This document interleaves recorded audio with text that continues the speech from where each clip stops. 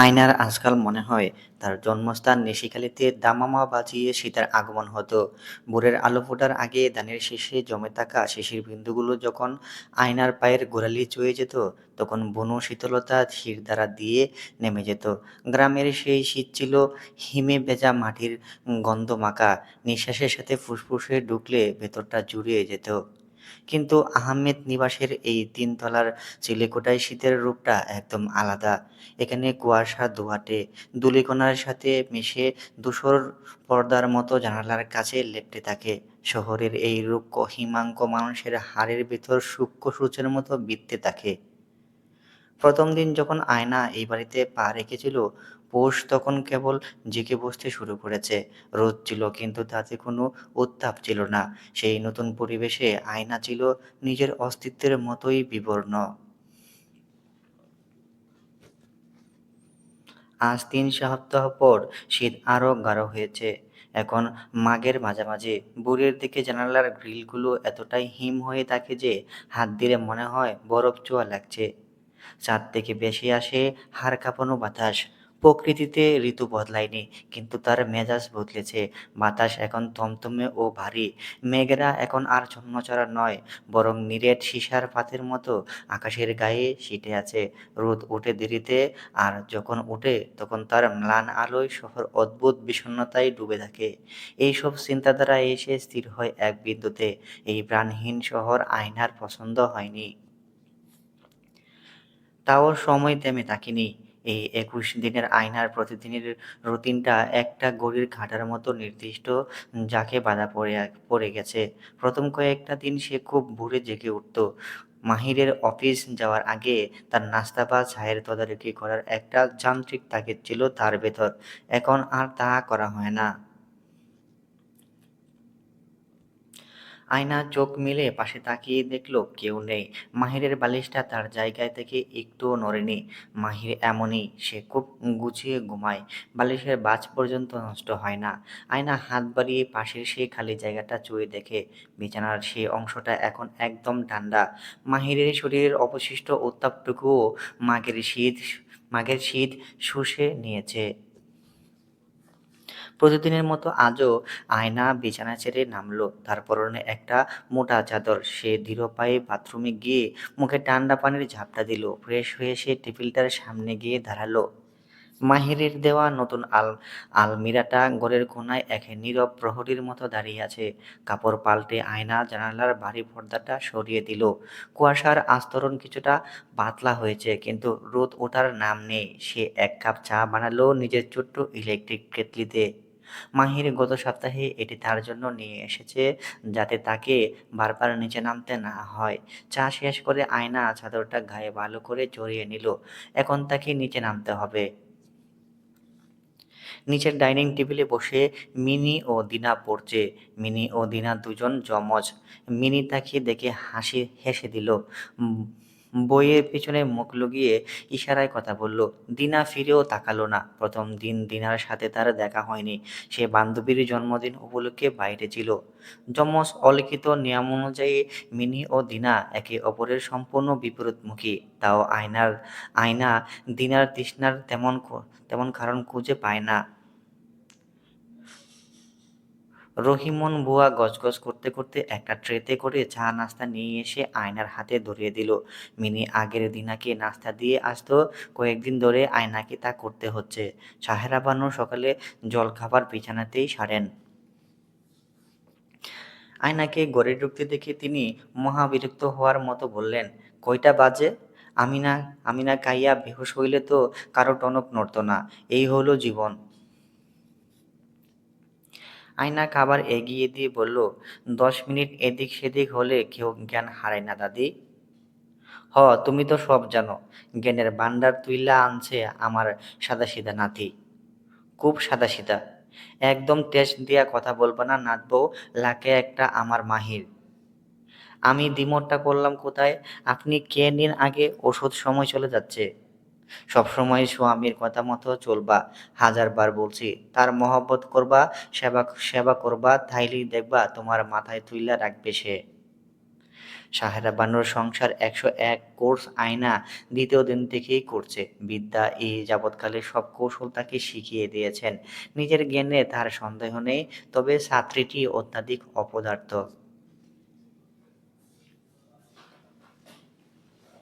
সাহেরা বানু মনে মনে গাল দেন আয়নার দাদিকে। সেই বুড়ি নির্ঘাত জন্মের পর নাতনির মুখে মধু দেয়নি। মিষ্টি কী জিনিস নিজে জানে না দেখে আবার সাহেরা বানুর পেছনে পড়েছে। জান দিয়ে যুদ্ধ করেও তিনি চায়ের চিনির পরিমাণ বাড়াতে পারছেন না। রাগে দুঃখে চা খাওয়া বন্ধ করে দিয়েছিলেন। এতে একটা মানুষও কিছু বলল না, আর এই পাষাণীরও হৃদয় নড়ল না। চিনি ছাড়া চা খেতে খেতে তিনি বললেন, হুদাই পাষাণী কই না তোমারে, কই তাইখা যে নিয়ে আসছে মাহির। নিশিখালি কেন এনেছে সেটা উনি ফিরলে ওনাকেই জিজ্ঞাসা করবেন। খালি চ্যাটাং চ্যাটাং কথা, এই জন্যই বড় বউয়ের সাথে মিলমিশ হইতেছে না। সেটা উনার কল্যাণই হচ্ছে না। উনি পছন্দ না করলে আমি শুধু শুধু বিরক্ত করব কেন? এইগুলা খালি কও কেন?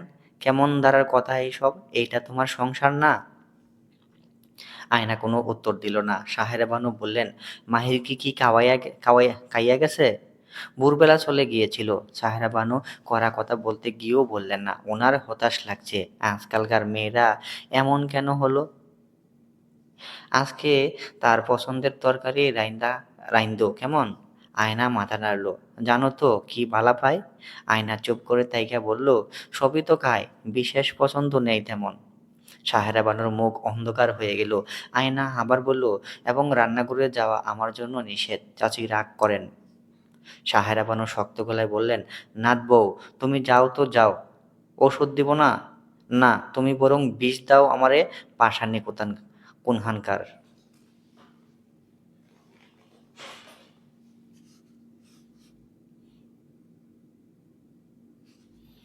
আয়না মোটেই বাড়িয়ে বলেনি। শারমিন আরা নিজের সংসার নিয়ে প্রচণ্ড অধিকারপ্রবণ। সামান্য মশলার কৌটা অদলবদল হলেও চূড়ান্ত বিরক্ত হন। রহিমন বুয়া প্রায় ৭ বছর ধরে কাজ করেও সবটা আয়ত্ত করতে পারেননি।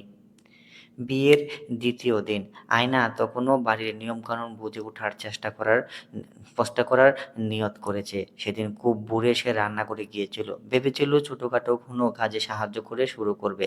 কিন্তু পা রাখতেই দেখল শারমিন আরা চুলার পাড়ে দাঁড়িয়ে রহিমনকে ধমকাচ্ছেন। আয়না ঘরে ঢুকতেই তিনি একবার আর চোখে তাকালেন, কিন্তু কোনো সম্ভাষণ করলেন না। আয়না সালাম দিয়ে বলেছিলেন, চাচি, আমি কি এইসব সবজিগুলো কেটে দেব? শারমিন আরা কোনো উত্তর দিলেন না। আয়না কিছুক্ষণ দাঁড়িয়ে থেকে কাজে হাত দিল। মিনিট পাঁচেক পর শারমিন আরা পাশ কাটিয়ে দিয়ে যাওয়ার সময় হঠাৎ নেমে গেলেন।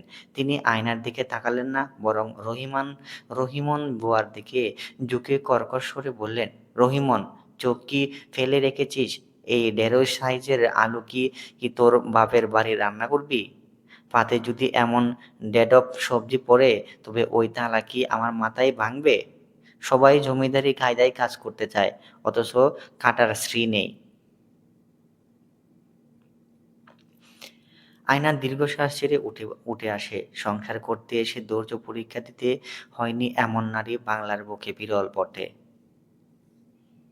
তারপর প্রথম সপ্তাহের শেষে একদিন আয়না দেখেছিল ডাইনিং টেবিলের টেবিল ক্লথটায় দাগ লেগে ময়লা হয়ে গেছে। সেদিন নিজ উদ্যোগে সেটা পাল্টে নতুন একটা বিছিয়েছিল। ভেবেছিল অন্তত এই ছোট কাজটুকুটো কারোর আপত্তি থাকবে না। কিন্তু শারমিন আরা বিকেলে ড্রয়িং রুম থেকে ফিরেই মিনির ওপর চড়াও হলেন। আয়না পাশে দাঁড়িয়ে থাকলেও তিনি তার দিকে তাকালেন না। মিনি, আমাকে চোখে ধরে না? এত সাহস কোথা থেকে আসে? এই সস্তা রঙের কাপড় টেবিলের উপর কে বিছালো? রুচি কি সব বাজারে বিক্রি করে এসেছে? আমার অনুমতি ছাড়া বদলানোর কথা মাথায় আসে কিভাবে? সব দেখি নিজের ঘর মনে করে যা খুশি তাই করা শুরু করেছে। আয়না বুঝতে পারে তাকে বাইরের মানুষ আর রুচিহীন হিসেবে প্রমাণ করার কোনো সুযোগই শারমিন আরা হাতছাড়া করেন না। তিনি হয়তো প্রতিবারই কিছু প্রতিউত্তর আশা করেন। আয়নার চেহারায় সহজাত কাঠিন্য আছে। শারমিন আরা নিজের অর্ধেক জীবন সংসার করার পর এতটুকু চিনতে পেরেছে যে গ্রামে দেখে তথাকথিত নরম মাটির মেয়ে নয় সে। প্রতিবাদ, তর্ক বা বেয়াদবি করলে তিনি মোটেই অবাক হবেন না। কিন্তু তেমন কিছুই হলো না। বেশ খানিকটা কড়া কথা মেয়েটা বাবলেশহীন হয়ে হজম করে নিল। চোখে মুখে কোনো আহত ভাব ফুটে উঠল না। আয়না এরপর থেকে নিজ প্রয়োজন ছাড়া দোতলায় নামা বন্ধ করেছে। সংসারের কাজে সহযোগিতা না করতে হলে তার জন্য বরং ভালো, নিজের কাজে সে মনোনিবেশ করতে পারবে। এই সংসারকে নিজের ঘরে নেওয়ার তেমন তাগিদ তার কাছে নেই।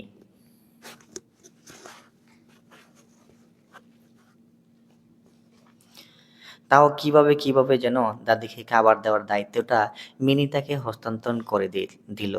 মিনি ও দিনা দুজনেই উচ্চ মাধ্যমিক পরীক্ষা দিয়েছে, এখন অ্যাডমিশন প্রস্তুতি নিচ্ছে। রাত দিন দরজা বন্ধ করে পড়ার বদলে মিনি মন পড়ে থাকে নতুন সদস্যের সাথে গল্প করার প্রতি। কিসের আর গল্প, মিনি একাই বকবক করে যায়। ১০ বাক্যের বিনিময়ে আয়না একবার মুখ খুলে, এতেই মিনির ভালো লাগে। সে একটুও দমে যায় না। এক অজানা কৌতূহল ও মায়া তাকে গ্রাস করেছে। তাকে আর দাদিকে ছাড়া আর একটা মানুষও নতুন বউয়ের সাথে দুটো কথা বলে না। এটা কি ঠিক? মিনি কেন এত সময় ব্যয় করে, এটা নিয়েও তার মা তাকে খুব কড়া করে বকে দিয়েছেন অনেকবার।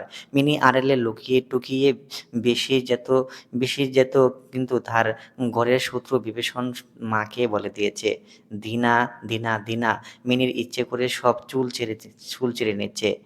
একদম সহ্য করতে পারে না সে নতুন ভাবিকে। তাদের মা শারমিন আরার মতো, সেও শুধু রাগী চোখে দেখে তাকে।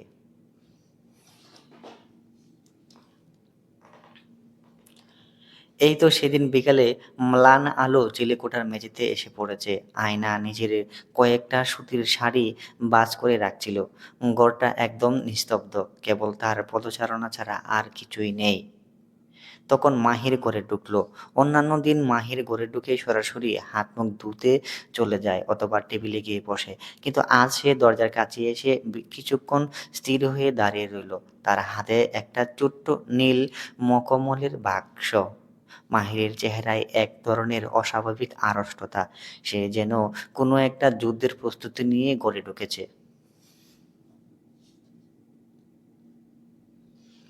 আয়না আয়না আর চোখে দেখল মাহির কয়েকবার পকেটে হাত ঢোকাচ্ছে আর বের করছে। সে সরাসরি আয়নার দিকে তাকাতে পারছে না, আবার দৃষ্টি সরিয়েও নিতে পারছে না। খানিকটা সময় পর মাহির ধীর পায়ে আয়নার সামনে এসে দাঁড়ালো। গলা পরিষ্কার করে নিয়ে খুব যান্ত্রিক সুরে বলল, আয়না, একটু শুনবে? আয়না হাতের শাড়িটা বিছানায় রেখে ঘুরে দাঁড়ালো। মাহিরের এই আড়ষ্ট গম্ভীর ভঙ্গি তাকে কিছুটা অবাক করলো। সে বলল, বলো, চা খাবে? মাহিরা হাত বাড়িয়ে সে ছোট্ট বাক্সটা টেবিলের উপর রাখল। এটা তোমার জন্য। মাহির গলার স্বর বেশ নিচু। আয়না বাক্সটার দিকে তাকিয়ে আবার মাহিরের দিকে তাকালো। তার চোখে মুখে একরাশ প্রশ্ন। মাহির একবার একটু দ্রুত কথা বলতে শুরু করলো, যেন কথাগুলো আগে থেকে মুখস্থ করে এসেছে। আসলে আমাদের বিয়ের পর তোমাকে আমার পক্ষ থেকে কিছুই দেওয়া হয়নি। আমি জানি আমাদের বিয়েটার পরিস্থিতি, তবুও আমি গয়নাগাটি নিয়ে খুব নলেজেবল নয়, আর খুব ভারী কিছু দেওয়ার জন্য সেরকম তৈরিও নয়। এটা একদম সাধারণ একটা সোনার আংটি। পছন্দ হবে কিনা আমি জানি না। যান চলে গেলেও নিজের আর্থিক সীমাবদ্ধতা মাহির আয়নার সামনে মুখ আনতে পারে না।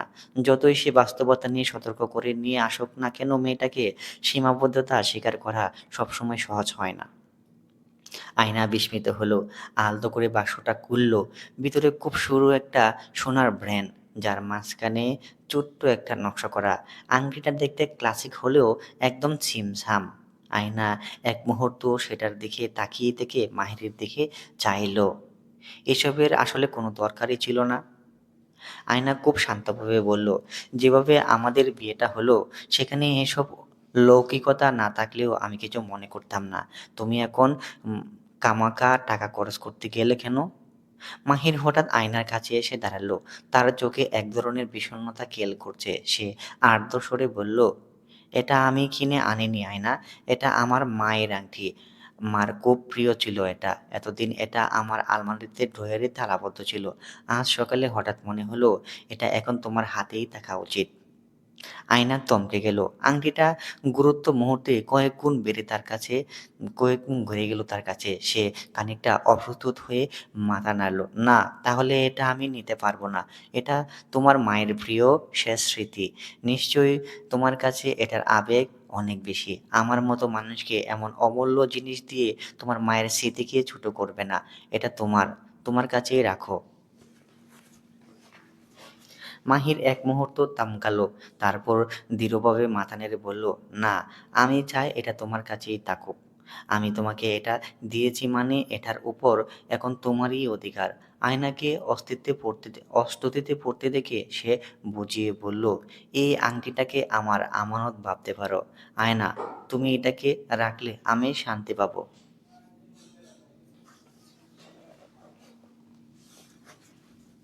আয়না মাহিরের জেদ দেখে আর কথা বাড়াল না। সে ভাবল আংটিটা নিয়ে ড্রয়ারে রেখে দেবে। সে হাত বাড়িয়ে খুব সহজভাবে বলল, "ঠিক আছে, দাও তবে। আমি সাবধানে রাখব।" আয়না হয়তো আশা করেছিল মাহির আংটিটা তার বাড়িয়ে দেওয়া হাত নামিয়ে দেবে। কিন্তু মাহির নড়ল না। সে কয়েক সেকেন্ড আয়নার দিকে অদ্ভুত চোখে তাকিয়ে রইল। তারপর খুব অস্পষ্ট সুরে বলল, "ইউ আর সো স্ট্রেঞ্জ।" আয়না অবাক হলো, কিছুই বুঝল না। মাহির একটা লম্বা শ্বাস ফেলে আয়নার ডান হাতটা নিজের হাতের মুঠোয় নিল। মাহির হাতের তালুটা বেশ গরম আর আয়নার হাতটা শীতল হয়ে আছে। মাহির খুব মনোযোগ দিয়ে আয়নার অনামিকা অনামিকায় আংটিটা পরিয়ে দিতে চাইল। কিন্তু আংটিটা অর্ধেক পথ যেতেই মাহিরের আঙ্গুলগুলো জমে গেল। আয়নার হাতের উপর এখনো বিয়ের মেহেদির হালকা লালচে দাগ লেগে আছে। আর সেই নকশাগুলোর ঠিক মাঝখানে স্পষ্ট করে উম ক্যালিগ্রাফি স্টাইলে ইংরেজি বর্ণের ছোট্ট করে লেখা একটি নাম, রাজীব। মাহির যেন পাথর হয়ে গেল। তার চোখের মণি স্থির হয়ে রইল সেই নামটার উপর। কয়েক সেকেন্ডের ব্যবধানে তার দাঁড়ালো চোয়ালের পেশিগুলো শক্ত হয়ে উঠল। সে অবিশ্বাস্য চোখে একবার নামটার দিকে আর একবার আয়নার দিকে তাকাতে লাগল।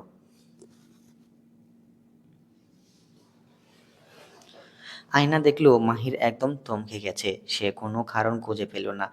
বরং খুব স্বাভাবিকভাবেই বলল, "এটা রাজীবের নাম। বিয়ের আগের দিন আমাদের বাড়ির সবাই মিলে মেহেদি দিয়েছিল তো, তাই ওর নামটা লেখা হয়েছিল। অর্গানিক মেহেদির রংটা বেশ গাঢ় ছিল, তাই এখনো পুরোপুরি ওঠেনি।" আয়নার এই স্বাভাবিক ভঙ্গিটা মাহিরের ভেতর যেন আগ্নেয়গিরি জ্বালিয়ে দিল। আয়নাকে সে নিজের রুষের কারণ ঠিকমতো বলতে পারল না। কেমন সংকোচ হতে লাগলো। কিন্তু ভেতরকার তপ্ত অনুভূতি মোটেই কমল না। হয়তো সম্পর্কের জুড়ে অধিকারবোধ জন্ম নিতে শুরু করেছে।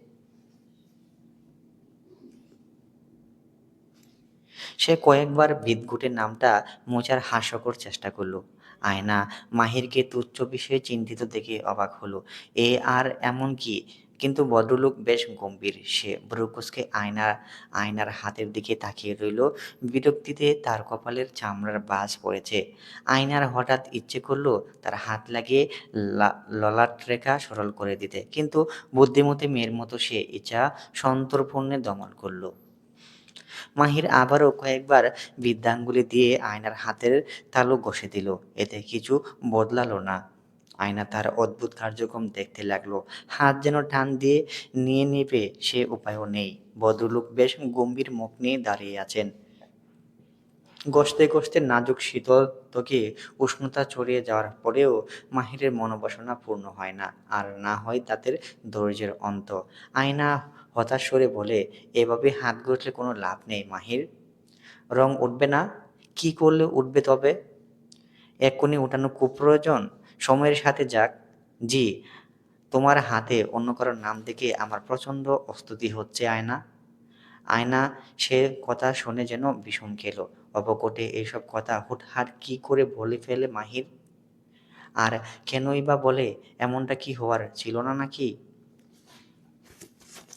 তারপরে অনেকদিন মাহির এই নিয়ে নিজের শান্ত বিচক্ষণ স্বভাবের বিরুদ্ধে গিয়ে জ্ঞান করেছিল। রং পুরো যাওয়ার পরেই বোধহয় তার স্বস্তি এসেছিল। আজকাল আয়নার মাহিরের কথা তেমনভাবে ভাবে না। লোকটা নেহাত ভদ্রলোক। অপ্রীতিকর কোনো কিছুতেই আয়নাকে পড়তে দেননি। প্রতিনিয়ত তার স্বাচ্ছন্দ্য বৃদ্ধি করার চেষ্টা করছে। আয়না নিজেও তার প্রতি কৃতজ্ঞ, কিন্তু কোনোভাবে সে মাহিরকে পাল্টা ভালো রাখার সুযোগ পায় না। নিজেকে নিয়ে প্রচণ্ড অন্তর্মুখী সে, মানুষের মাঝে যেন ছায়ার মতো বিচরণ করে। আয়না নিজেও তার তৈরি দেওয়ালে ভাঙতে আগ্রহী নয়, যতটুকু দরকার ততটুকু তা করবে আয়না। সে রাতের ঘটনার পর থেকে কানের সংকোচ কাজ করছে তার মাঝে, অথচ মাহির কেমন স্বাভাবিক ছিল।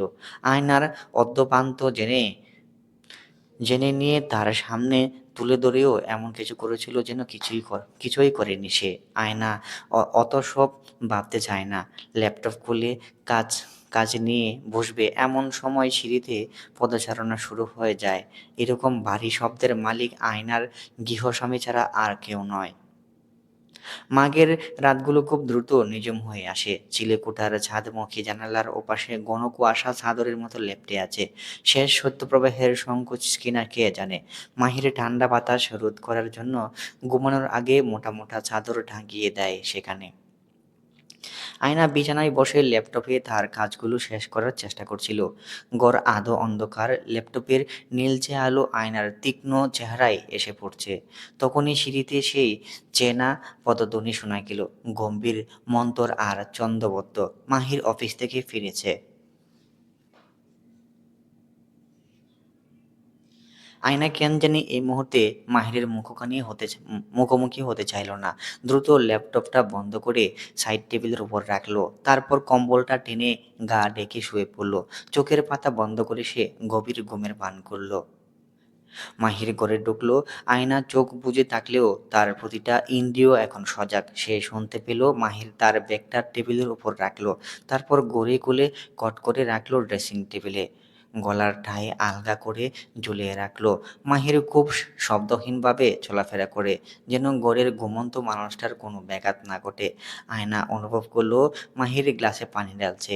ডক ডক করে পানি খাওয়ার শব্দটুকু নিস্তব্ধ রাতের কারণে তার কানে পরিষ্কার বাজছে। রুটিন মাফিক কাজগুলো শেষ করে মাহির বিছানার দিকে এগিয়ে এলো। আয়না পাথর হয়ে পড়ে আছে। হঠাৎই সে চমকে উঠল। কম্বলের নিচে সূক্ষ্ম সুরক্ষিত থাকা তার পায়ের পাতার কেউ স্পর্শ করলো। মাহিরের বলিষ্ঠ আঙুলগুলো আয়নার পায়ের কনিষ্ঠতার কাছে খুব আলতো করে ছোঁয়া দিল। সেই অনাকাঙ্ক্ষিত স্পর্শে আয়নার শরীরের ভেতর দিয়ে এক সূক্ষ্ম শিহরণ বয়ে গেল। সে আর স্থির থাকতে পারল না। চোখের পাতা আপনাতেই খুলে গেল। বিছানার এক প্রান্তে মাহির বসে আছে। তার গায়ে এখনো অফিসের এলোমেলো শার্ট, তবে কয়েকটা বোতাম খোলা ও হাতাগুলো গুটানো। আয়না উঠে বসে তাকাতেই মাহির খুব স্বাভাবিক গলায় প্রশ্ন করল, জেগে গেছো? মাহিরের ঠোঁটের কোণে এক চিলতে দুষ্টুমি ভরা হাসি। সে হাসি বলে দিচ্ছে আয়না যে এতক্ষণ ঘুমের অভিনয় করছিল সেটা তার কাছে একদম পরিষ্কার। অথচ সে সেটা নিয়ে কোনো টিপ্পনি কাটল না বা আয়নাকে লজ্জিত করল না। মাহির যেন আয়নার নির্লিপ্ত ছদ্মবেশের আড়ালের ছোট ছোট লুকোচুরিগুলো বেশ উপভোগ করে। সে পকেট থেকে ছোট একটা প্যাকেট বের করলো। আয়না না চাইতেও উকি দিয়ে দেখল। ভেতর থেকে বের হয়ে এলো এক জোড়া মোজা। একদম ছোটদের মতো কিউট কার্টুন আঁকা মোজা। সামনে গোলাপি রঙের ছোট বিড়ালের কান আছে।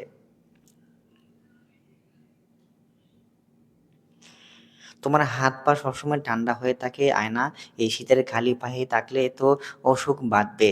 স্লিপার ও তুমি ঠিকমতো পরো না। বলতে বলতে মাহির আবার আয়নার পায়ের পাতা নিজের হাতের মুঠোয় নিল। আয়না চরম আড়ষ্ট হয়ে গেল। মাহিরের হাতের তালু তার তুলনায় অনেক গরম। সে উষ্ণতা আয়নার শীতল রক্তে এক ধরনের অস্তিত্ব ও উষ্ম দুটোই মিশিয়ে দিচ্ছে। মাহির তার স্থির কামখেয়ালির বিবরণ দিতে দিতে অসংকোচে আয়নার পায়ের মাসাজ করতে শুরু করলো। তার আঙ্গুলগুলো এমনভাবে নাড়ছে যেন অনেক আগে থেকে এই অধিকারবোধ নিজের করে নিয়েছে। এখানেই থমকে আয়না ও তার সকল পরিকল্পনা। রাগ হয় তার, দিশেহারা হয়ে নড়বড় হয়ে পড়ে তার বৃত্তি। বড়লোক নিজের কাজকর্মের ততষ্টতা ততষ্ট রাখে তাকে। নিজের ন্যায্য অধিকার ফলাবে না, কিন্তু দায়িত্ব পালন করবে চরম অধিকারবোধ নিয়ে। আয়না মোজোর ডিজাইনটা দেখে ভীরু কুঁচকালো। বাচ্চাদের মতো এই কার্টুন মোজোগুলো তার ব্যক্তিত্বের সাথে যায় না, একদমই যায় না। সে কিছুটা পিছিয়ে যাওয়ার চেষ্টা করে বলল, "এটা আনার কোনো দরকারই ছিল না। সবসময় আমার হাত মোজা, আমার হাত পা ঠান্ডা থাকে। সবসময় চিল্লাবল্ল এখনো থাকতে হবে এমন কোনো কথা আছে কি? আর ডিজাইনটাও কেমন জানি। উফ! ডিজাইন দিয়ে কি হবে? আরামটাই আসল। এটা তো বেবিদের। তাতে কি হয়েছে? জেদ করে না, আয়না?" মাহির যেন আয়নার আকুল অভিযোগ শুনতে পেল না। সে আয়নার কোনো আপত্তির তোয়াক্কা না করে নিজে হাতে মোজা পরিয়ে দিতে লাগলো। আয়না নিজেকে ছোট কুকুমনি মনে হলো। কেমন বেখাপ্পা লাগছে খয়েরি শাড়ির সাথে এই মোজো জোড়া। বদ ভদ্রলোক আপাদমস্তক তাকিয়ে দেখে আবার হেসে বলল, "গুড গার্ল।" আয়নার বলতে ইচ্ছে হলো, "তোমার গুড গার্লের গুষ্টি খিলাই।"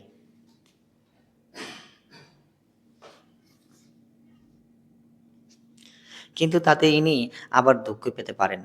আয়নার রাগে গা জ্বলে গেল। তাও সে কিছু বলল না, কারণ গুষ্টিকিলাই বলাও তার সাথে যায় না। আয়না এই নৈকট্যে প্রচণ্ড বিচলিতভাবে সে দেখে না। মাহির তার পায়ের কাছে বসে এমনভাবে কাজটা করছে যেন এটি কোনো নিত্য নৈমিত্তিক ব্যাপার। এখনো পর্যন্ত তাদের মধ্যে চূড়ান্ত শারীরিক ঘনিষ্ঠতার উদ্বেগ নেয়নি। কিন্তু তার ছোট, ছোট এই আচরণগুলো বলে দেয় সে মোটেও কোনো সন্ত নয়। তার স্পর্শে এক ধরনের শান্ত দখলদারিত্ব আছে। মাহির যেন খুব ভালো করেই জানে এই মানুষটার উপর তার সর্বময় অধিকার আছে এবং সে সেটা প্রয়োজনে অপ্রয়োজনে জাহির করতেও জানে।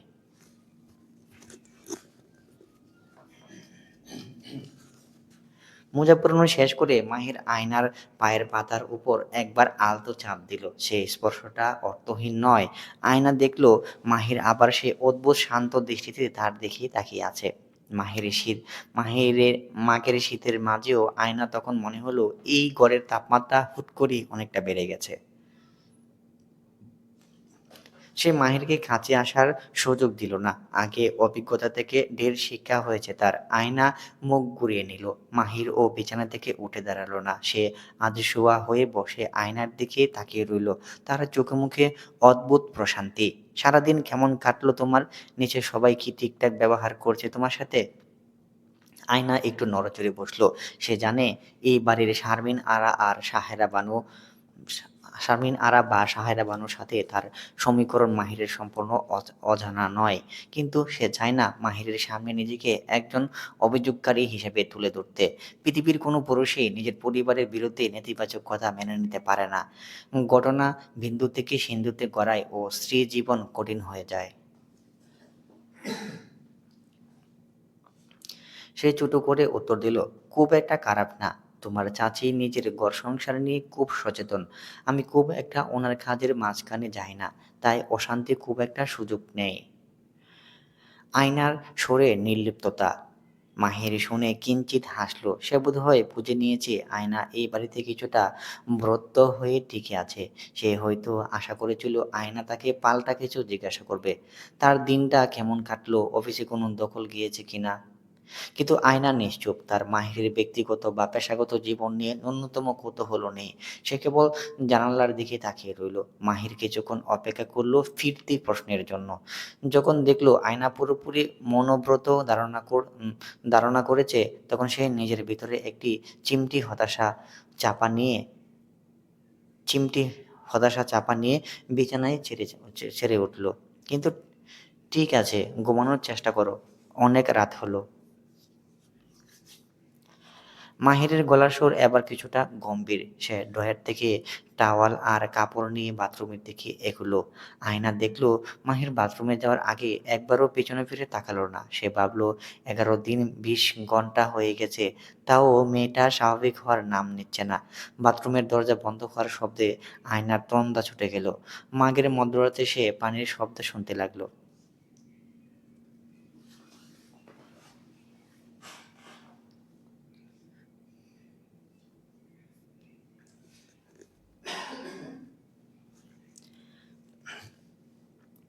আয়না সকাল বিকেল কাঠের ছাদ মুখিয়ে জানালার ধারে বসে বই পড়ে। বেশ কিছু বই সে নিশিকালি থেকে সাথে করে এনেছে। এছাড়া মিলি তার সংগ্রহ থেকে তার রোজ কিছু না কিছু পড়তে দেয়। দিনের পাঠ্য বইয়ের বাইরে তেমন রুচি না থাকায় মিনা বই পড়ে কারোর সাথে মেইলি আলোচনা করার সুযোগ পেত না। এখন সে আয়নাকে নিজের কল্পনা জল্পনার কথা শোনায়। আয়না বেশিরভাগ নীরব থাকলেও মিনার কথা বলা শুনে তার আগ্রহ শাখা বা আবেগের অলীক কল্পনাকে তাচ্ছিল্য করে অপমান করে না। এতেই তার মন ভরে যায়। আয়না মিনিকে একদিন জিজ্ঞাসা করে, তোমার আম্মা কিন্তু আমাকে তোমার জন্য এখন অনেক বেশি অপছন্দ করেন। মিনি হতবাক হয়ে বলল, একদমই না। কে বলেছে একথা? কারো বলা লাগে না। এইটুকু সহজেই অনুমান করা যায়।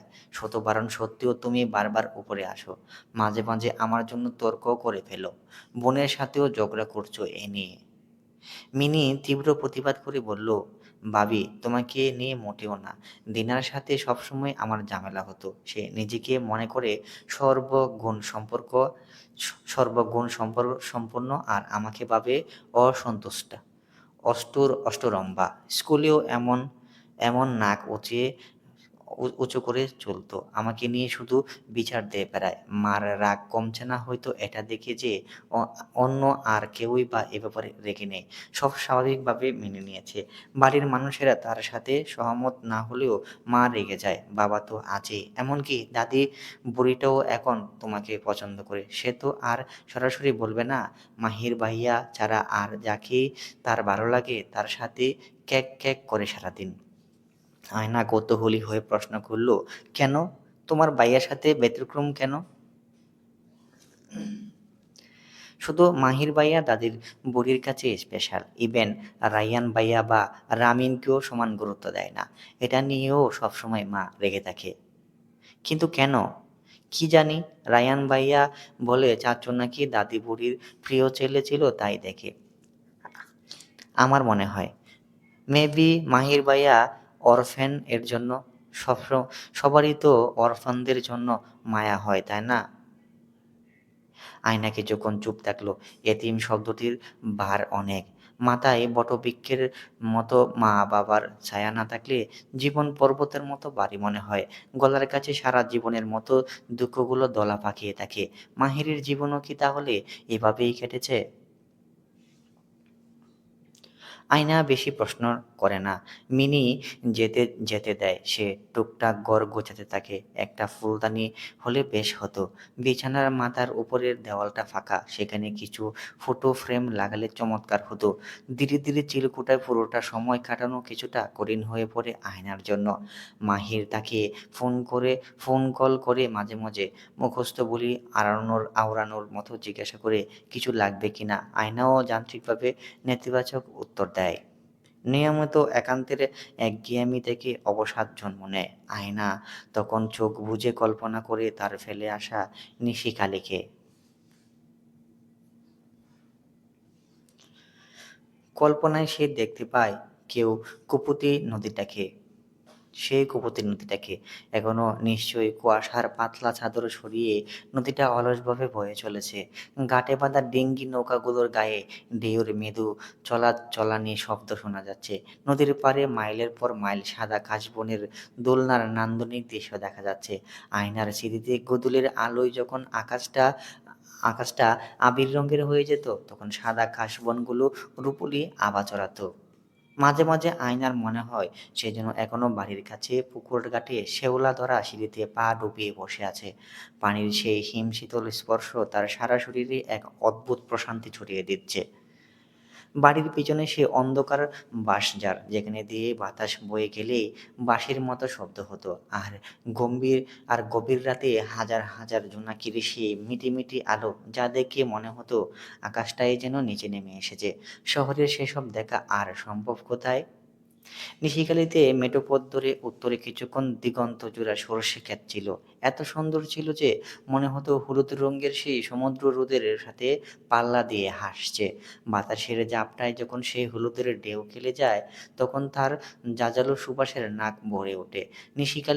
নিশিকালের এই সোদা মাটির ঘ্রাণ যা শহরের এই কংক্রিটের ধুলোয় হারিয়ে গেছে। শেষমেশ সে মনে করে সে মেটে পোট্টার কটা, দুপাশ ঘাস আর শিশির ভেজা ধুলো।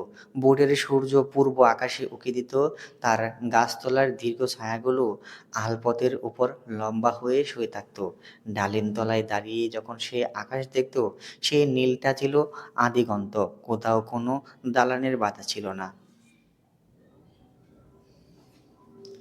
প্রকৃতির অমুক নিয়মে মেয়েদের জীবনটা যেন অনেকটা বনসাইয়ের মতো, এক মাটি থেকে উপড়ে নিয়ে অন্য মাটিতে রোপণ করা হয়।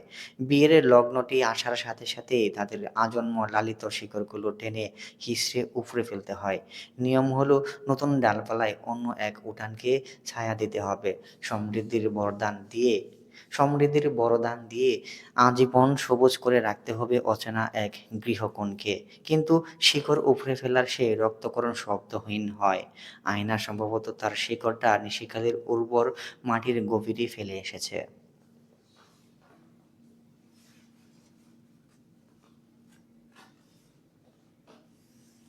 পরদিন সকালে যখন আয়নার ঘুম ভাঙল, অভ্যাসবশত বিছানার আশপাশে হাত বাড়ালো। তার আশানুরূপ জায়গাটা খালি। মাহি কি তবে সকালেই বেরিয়ে পড়েছে? আয়না উঠে বসল। ঠিক তখনই সে নিজের পায়ের পাতার এক অদ্ভুত অনুভব করল। নিচের দিকে তাকাতেই গতরাতে সেই মোজা জুড়ো চোখে পড়ল।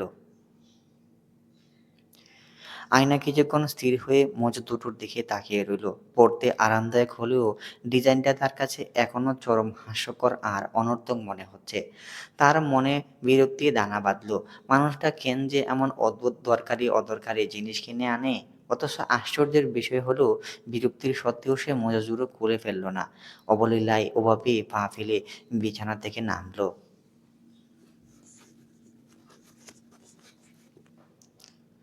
ঘরটা আজ নিস্তব্ধ। সাধারণত এই সময়ে মাহির অফিসে যাওয়ার পথে থাকে। আয়না খেয়াল করলো আজ শনিবার, মাহির আজ একটু দেরিতেই বের হয়। তার বিশ্বাস পোক্ত হলো টেবিলে পিরিচ দিয়ে ঢেকে রাখা চায়ের কাপ দেখে। এটা নিশ্চয়ই মহাশয়ের কাজ। আয়না নিজের অগোছালো কাপড়গুলো গোছাতে শুরু করলো। আলমারির পাশে রাখা তার বড় সুটকেসটা ঘরের অনেকটা জায়গা দখল করে আছে। নিশিকালি থেকে আসার সময় এতে করেই তার সমস্ত ভরে রাখা সম এতে করেই তার সম সমস্তটা ভরে নিয়ে এসেছিল। এখন ঘরটাকে একটু পরিপাটি দেখানোর জন্য সে স্থির করলো সুটকেসটা আলমারির ওপর তুলে দেবে। কিন্তু আলমারিটা বেশ উঁচুতে। আয়না প্রথমে একটা টুল টানলো, তাতেও নাগাল না পেয়ে চেয়ারের উপর একটা ছোট মোড়া রাখলো। অতি সাবধানে উপরে উঠে এসে ভারী সুটকেসটা দুহাতে তুলে আলমারির মাথায় ঠেলে দেওয়ার চেষ্টা করলো। তখনই বাথরুমের দরজা খুলে মাহির বের হয়ে এলো। তোয়ালে দিয়ে ভেজা চুল মুছতে মুছতে আয়নার এই ঝুঁকিপূর্ণ কর্ম দেখে সে থমকে গেল। মাহিরের চোখ মুখে মুহূর্তে বিরক্তি আর উদ্বেগ ফুটে উঠল। সে গলা কাকের দিয়ে গরনির মনোযোগ আকর্ষণ করলো। আয়না, কি করছো তুমি? মাহির গলার স্বর স্বাভাবিকের চেয়ে একটু চড়া। আয়না বলল, সুটকেস রেখে দিচ্ছি এখানে। ধন্যবাদ, তা আমি দেখতেই পাচ্ছিলাম। আমাকে একবার ডাকলে কি হতো? এবার টুলের উপর টুল দেওয়া বিপজ্জনক না?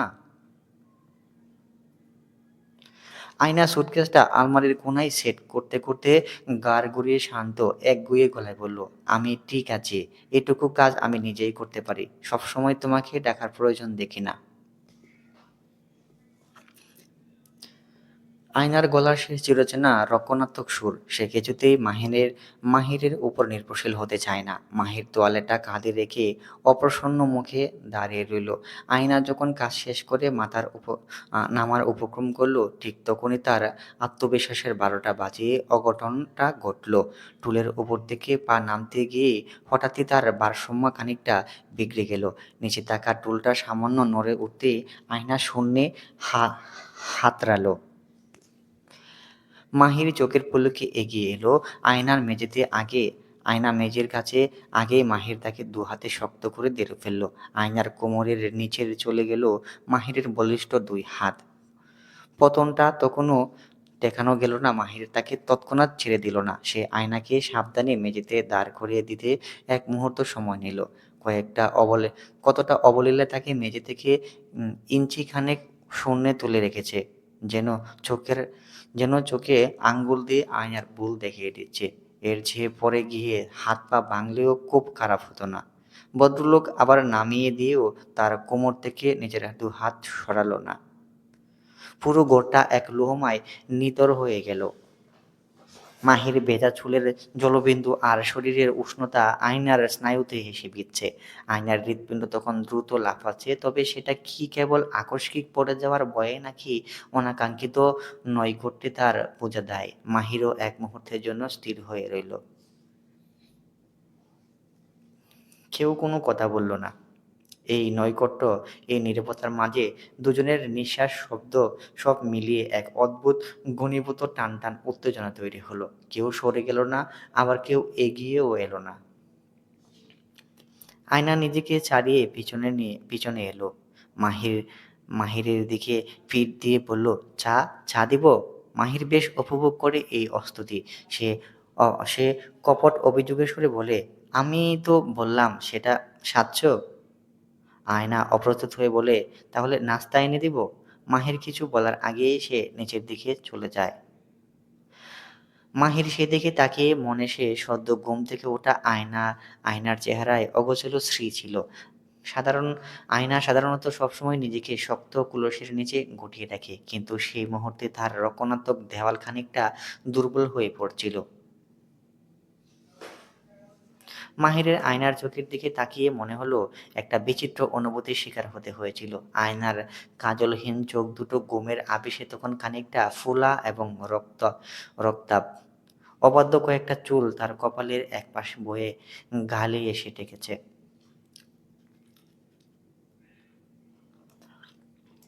মাহিরের মনেও একটা প্রবল ইচ্ছা হলো আয়নার এই অবাধ্য চুলগুলো কানে গুঁজে দিয়ে খুব নিচু সুরে জিজ্ঞাসা করতে যেতে, এত জেদ কেন করে সে? কিন্তু সে নিজেকে সংবরণ করল। না করে সে উপায় নেই। সে রাতে ধা সে রাতের পর তাদের মাঝে সবটাই বদলে গেছে। মাহির অফিসে থেকে মাহির অফিসে থেকে ফিরে খেয়াল করল আয়না অনেকক্ষণ ধরে বিছানায় আড়ষ্ট হয়ে বসে আছে। মাহির ঘরে ঢোকার পর থেকে সে নিজেকে এক মানসিক প্রস্তুতিতে ব্যস্ত রেখেছে। গত কয়েকদিন ধরে নিরাসক্ত অথচ সম্প সমর্পিত আচরণ মাহিরকে চিন্তা করার সুযোগ দিয়েছিল, তবে এ নিয়ে সরাসরি কথা বলার কোনো পরিকল্পনা ছিল না। অপরদিকে মাহিরের যত্নশীল আচরণ আয়নাকে অস্থির করে তুলছিল। মাহির তাকে আগলে রাখছে, তার স্বাচ্ছন্দ্যের খেয়াল রাখছে, অথচ প্রতিদিনের আয়নার কাছে দেখে কিছুই দাবি করছে না। মাহিরের এই দিয়ে যাওয়া আর বিনিময়ে কিছু নেওয়া আয়নার ভিতর এক ধরনের সূক্ষ্ম অপরাধবোধ জন্ম দিয়েছে। সে নিজেকে অপরাধী মনে করছে, কারণ সে জানে মাহিরের এই নীরব ভাগের বিপরীতে বিশেষ কিছু দেওয়ার মতো নেই। অপরদিকে সারা জীবনকে পরিকল্পনার চোখে সাজানোর আয়নার মনে যে সকল অপ্রত্যাশিত অনুভূতি জন্ম নিয়েছিল, তাও তার কাছে ভীতিকর ছিল। কেন মাহির তাকে বারবার চমকে দিচ্ছে? আচরণের আর ১০টা স্বামীর চেয়ে ভিন্নতা কেন? এক পর্যায়ে আয়নার মনে হয়েছে মাহির হয়তো তার পক্ষ থেকে কোনো সংকেত বা সম্মতির অপেক্ষায় আছে, তাই আজ সে মনস্থির করেছে। মাহির গোসল করে এসে ঘরের আলনায় তার তোয়ালেটা রেখেছে। আয়না আর চোখে দেখল মাহিরের প্রতিটি গতিবিধি।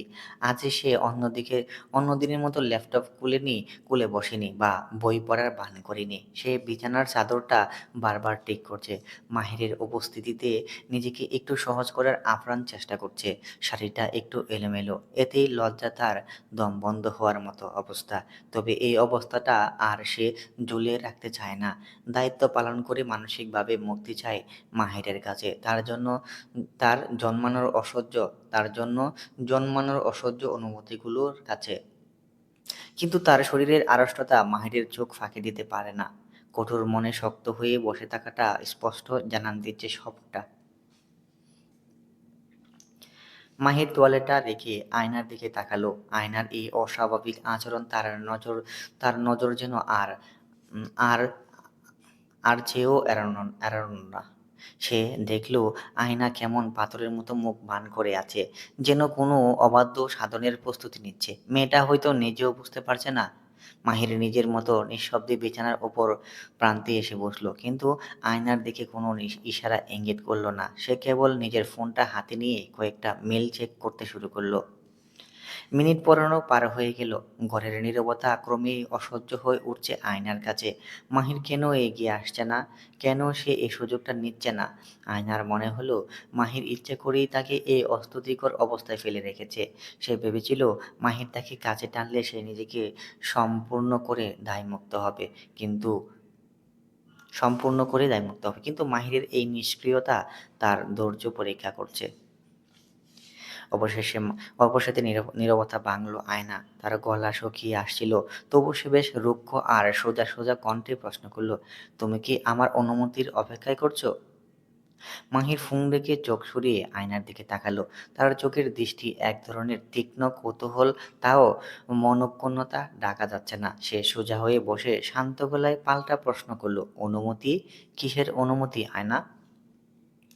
এতটা অজ্ঞাত সাজায় আয়নার রাগ হয়। আয়না নিজেকে বাস্তববাদী আর দায়িত্বশীল প্রমাণ করার জন্য একটু জোর দিয়ে বলল, তুমি যদি আমার সম্মতির অপেক্ষায় থেকে থাকো তবে তোমার তা আছে, তাই নাকি?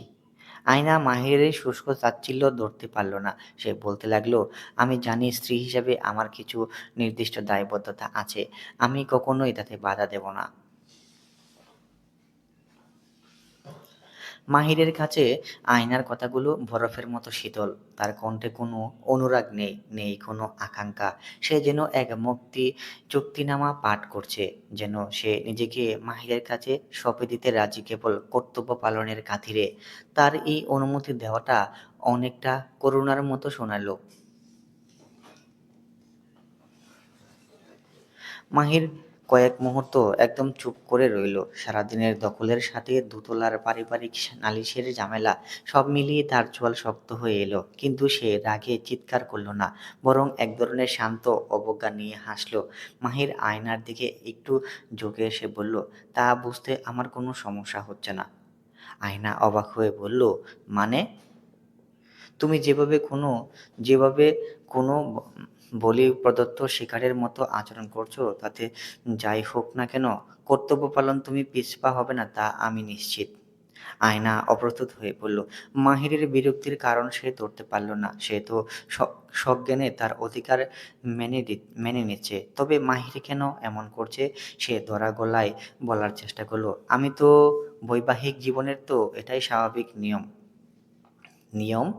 মাহির বিছানা ছেড়ে উঠে দাঁড়ালো। তার স্বরে এবার স্পষ্ট ক্ষোভ ফুটে উঠল। আয়না, তুমি নিজের চারপাশে একটা কাঠের দেওয়াল তুলে রেখেছ। তুমি আমাদের এই সম্পর্কটাকে একটা অফিসের ডিউটির মতো দেখছো। কিন্তু আমি কোনো পাথর নই যে তোমার এই প্রাণহীন নিস্পৃহতা নিয়ে তৃপ্ত হব। সে ঘরের মাঝে পায়চারি করতে লাগলো। তুমি আজ যা করছো তাকে বলে সহ্য করা, গ্রহণ করা নয়। আমি এটা চাই না আয়না। আমি চাই যেদিন তুমি আমাকে কেবল কর্তব্য ভেবে নয়, বরং নিজের মানুষ ভেবে কাছে টানবে, সেদিনে আমি তোমার কাছে আসবো। তার আগে তোমার এই জবরদস্তিমূলক উৎসর্গ আমার কাছে চরম অপমানের সমান।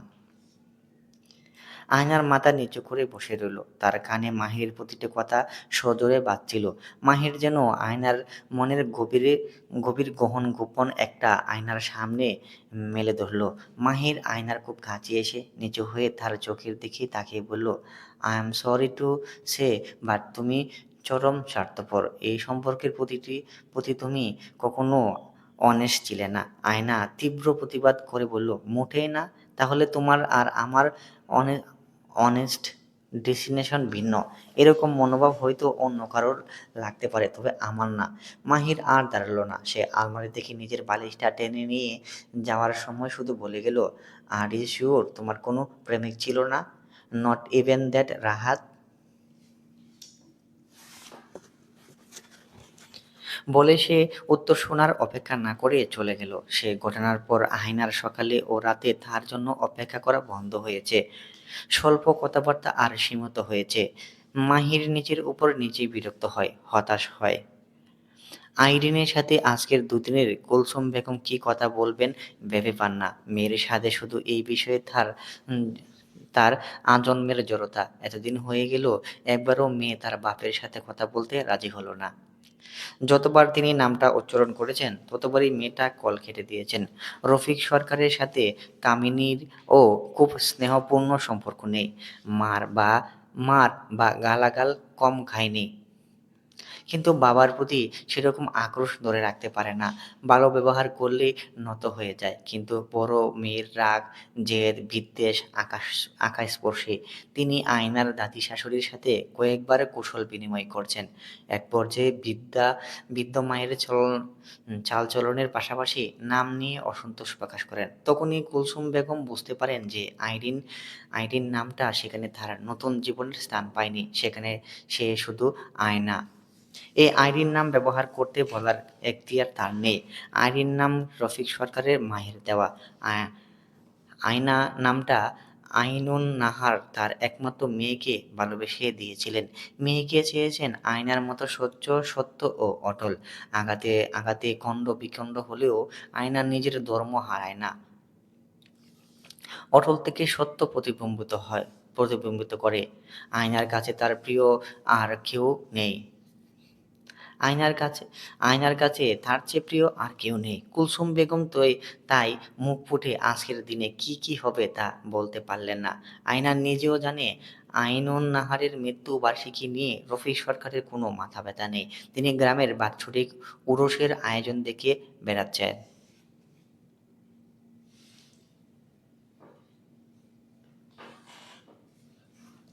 কুলসুম বেগমের মাঝে মাঝে নিজেকে অপরাধী লাগে। আয়নার মায়ের মৃত্যু ৪ মাসের মাথায় তাকে প্রথম দেখতে এসে পছন্দ করেন রফিক সরকার এবং সে রাতেই কবুল পরিয়ে নিয়ে যান। দরিদ্র পরিবারের জন্য এত ভালো ঘর আর বড় আকাশের ছাদ পাওয়ার মতো ছিল।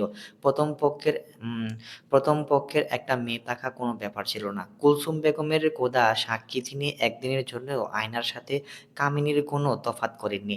আজীবন চেষ্টা করেছেন যেন কেউ জানতেই না পারে যে আয়না তার গর্ভস্থ সন্তান নয়। কিন্তু দুর্ভাগ্যবশত তার গড়িয়েছিল পক্ষপাতের দৃষ্টান্ত। এমনিতেও কুলসুম বেগম জানেন আয়নাকে জন্ম দেওয়া তার সাধ্য ছিল না। কঠিন মার খেয়েও যখন এইটুকুন মেয়ে পলকহীনভাবে চোখে চোখ রাখত তখন তার বুক হু হু করে উঠত। এত জেদ, এত সাহস, কিভাবে নিজেকে পিছুটান হতে মুক্ত রাখে সে? আয়না তার ধ্যান ভাঙিয়ে বলে, আর কিছু বলবা? না, তুই ভালো মতো খাওয়া দাওয়া করিস, জামাইয়ের খেয়াল রাখিস, যত্ন আত্তি করিস, তর্ক করবি না মোটেও। যতটুকু করার তা করব। কথাবার্তা ঠিক করে বলবি। নরম সুরে না বললে সবাই তো অহংকারী বলবে। মানুষের মনে মায়া জন্মাবে না। দয়া মায়ার প্রয়োজন নেই তো আমার, আর আমি ভালো ব্যবহারই করি।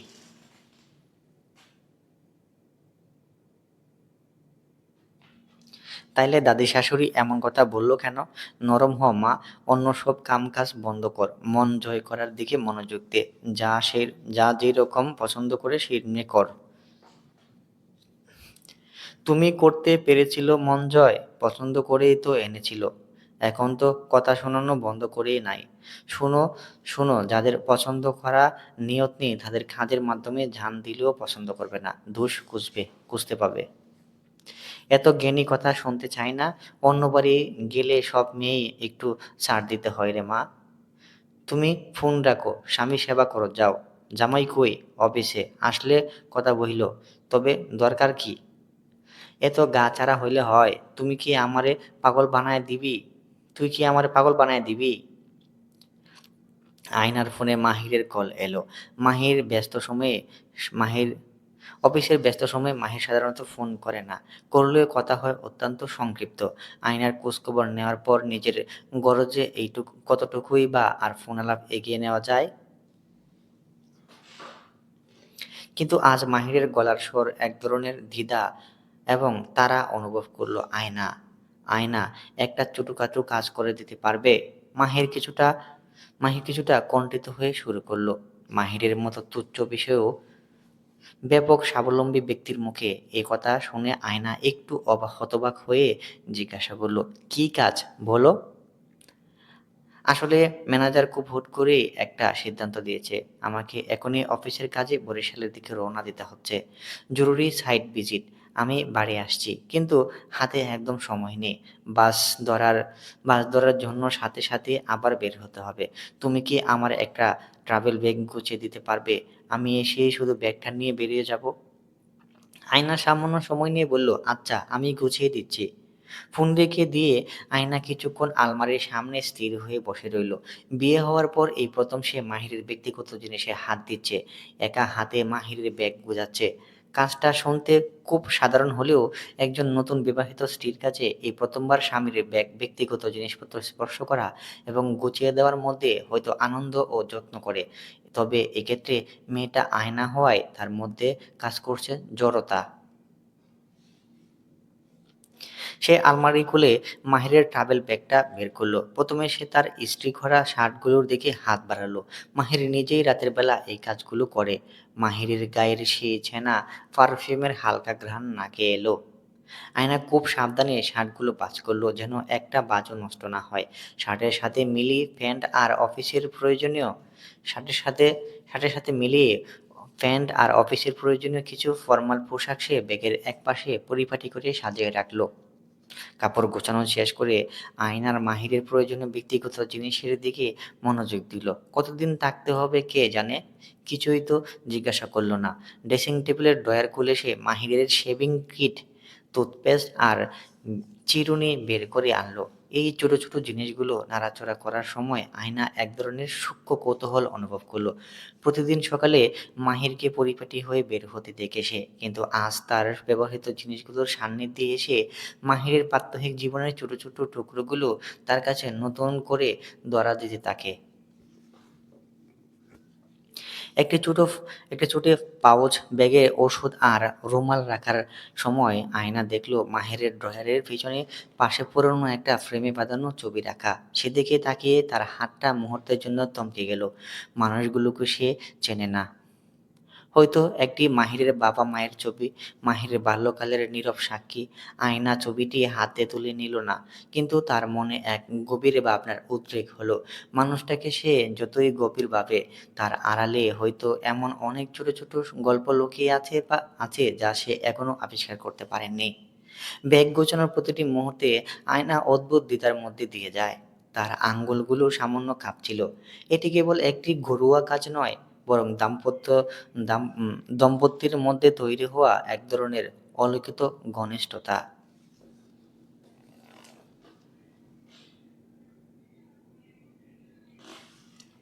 সে বাড়তি একজোড়া জুতো এবং শার্জারও ব্যাগে ঢুকিয়ে নিল। ব্যাগটা চেন দিয়ে আটকানোর পর আয়নার মনে হলো এমন ক্ষুদ্র কাজের মধ্য দিয়ে সে মাহিরের জীবনের একটা অংশে অজান্তেই জড়িয়ে পড়েছে।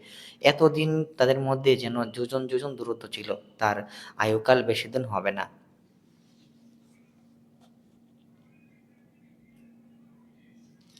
বিকেলের দিকে আহমেদ নিবাসে চা-নাশতার চিরাচরিত ব্যস্ততা থাকে। ডাইনিং সংলগ্ন বসার ঘরে পরিবারের সবারই একে জড়ো হচ্ছে। র রামিনকে এরকম উপলক্ষ ছাড়া খুব একটা বের হতে দেখা যায় না। শারমিন আরা ম্যাগাজিন নিয়ে বসেন আর মনসুর আলম শব্দহীন টেলিভিশন মগ্ন হন। দিনা, মিনি আসলে কাপ পিরিচের টুংটাং শব্দ আর হালকা গল্পগুজবে ঘরটা সজীব হয়। নিচের দরজার পাশেই উম আয়নার গুছিয়ে দেওয়া ট্রাভেল ব্যাগটা রাখা আছে। মাহির এলেই যেন চট করে ব্যাগটা তুলে নিয়ে যেতে পারে।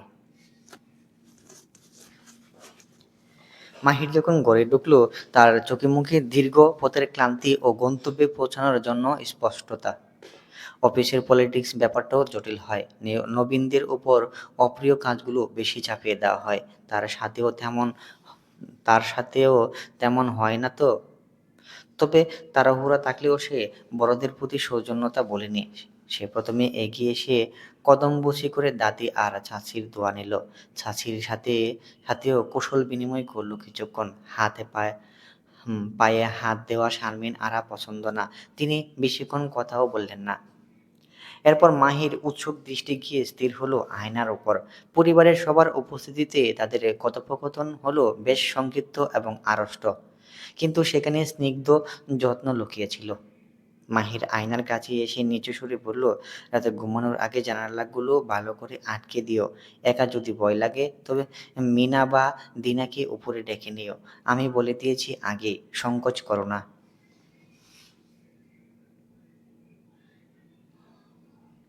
মাহিরের এই অপ্রত্যাশিত উদ্যোগে আয়না কিছুটা অপ্রস্তুত হয়ে পড়ল। তার মনে অনেকগুলো প্রশ্ন জমা ছিল।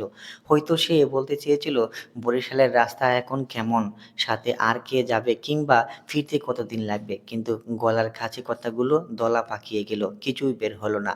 সে শুধু নিজে সরে এটুকুই বলতে পারল, তুমিও নিজের খেয়াল রাখো। খুব সাধারণ এই বাক্যটি মাহিরের মুখে এক চিলতে প্রশান্তি এনে দিল। সে সোফা থেকে উঠে দাঁড়িয়ে ব্যাগটা হাতে নিতে চাইলে আয়না হঠাৎ তাকে বাধা দিয়ে বসল। খালি পেটে বাড়ি লং জার্নির জন্য বের হয় না, কিছু খেয়ে নাও। আয়নার স্বরে এক ধরনের মৃদু জোর ছিল। মাহির এ ধরনের প্রথাগত কথা তার মুখে আশা করেনি। মাহির একটু ইতস্তত করে বলল, আয়না চা ঢালতে গিয়ে দেখল টিপট একদম খালি। সামান্য লজ্জিত হয়ে সে দ্রুত বলল, টিপটে চা শেষ হয়ে গেছে। আমি 5 মিনিটে ফ্রেশ হয়ে চা করে আনছি। তুমি একটু বসো। মাহির হাতের ঘড়ির দিকে তাকালো, সময়টা যেন মনে মনে হিসেব করে নিল সে। তারপর কিছুটা দ্বিধা নিয়ে বলল, 5 মিনিট হাতে আছে কিনা তা নিশ্চিত নয়, বাস মিস হয়ে যেতে পারে। আয়না অমনি চুপ হয়ে গেল। তার মনে হলো মাহিরকে অহেতুক আটকিয়ে সে হয়তো ভুল করেছে। কিন্তু তাকে অবাক করে দিয়ে মাহির হঠাৎ আয়নার হাতে থাকা অর্ধেক কাপ চায়ের দিকে হাত বাড়ালো। আয়না কিছু বোঝার আগেই সে কাপটি হাতে নিয়ে এক চুমুক দিল। আয়না বিস্মিত বিমূঢ় হয়ে বলে উঠল, আরে এটা তো আমার এঁটো চা। মাহির কাপে চুমুক দিয়ে নির্লিপ্ত গলায় উত্তর দিল, আমি জানি। আয়না আরো বেশি হকচকিয়ে হয়ে গেল। সে দ্রুত বলতে লাগলো, কিন্তু চা তো একদম ঠান্ডা হয়ে গেছে। তুমি বসো, আমি চট করে গরম চা এনে দিচ্ছি। মাহির হালকা একটু হাসলো। তার সে হাসিতে শান্ত দখলদারিত্ব ছিল। সে কাপের বাকি চাটুকু শেষ করে বলল, ঠিক আছে, এই চাটাই পারফেক্ট ছিল। চা শেষ করে সে সবার কাছ থেকে বিদায় নিয়ে ব্যাগের হ্যান্ডেলটা ধরল। আর কোনো কথা না বলে সে দ্রুত দ্রুত পায়ে বের হয়ে গেল। আয়না সেদিকে পাথরের মতো দাঁড়িয়ে রইল। তার ব্যবহৃত কাপ থেকে মাহিরের চা খাওয়ার এই অতি সাধারণ অথচ গভীর ব্যক্তিগত মুহূর্তটি তাকে ভেতরে ভেতরে নাড়া দিয়ে গেল। এই ছোট অকৃত্রিম ঘনিষ্ঠতা তার বুকের ভেতর এক অদ্ভুত উষ্ণতা ছড়িয়ে দিল, যা সে আগে কখনোই অনুভব করেনি।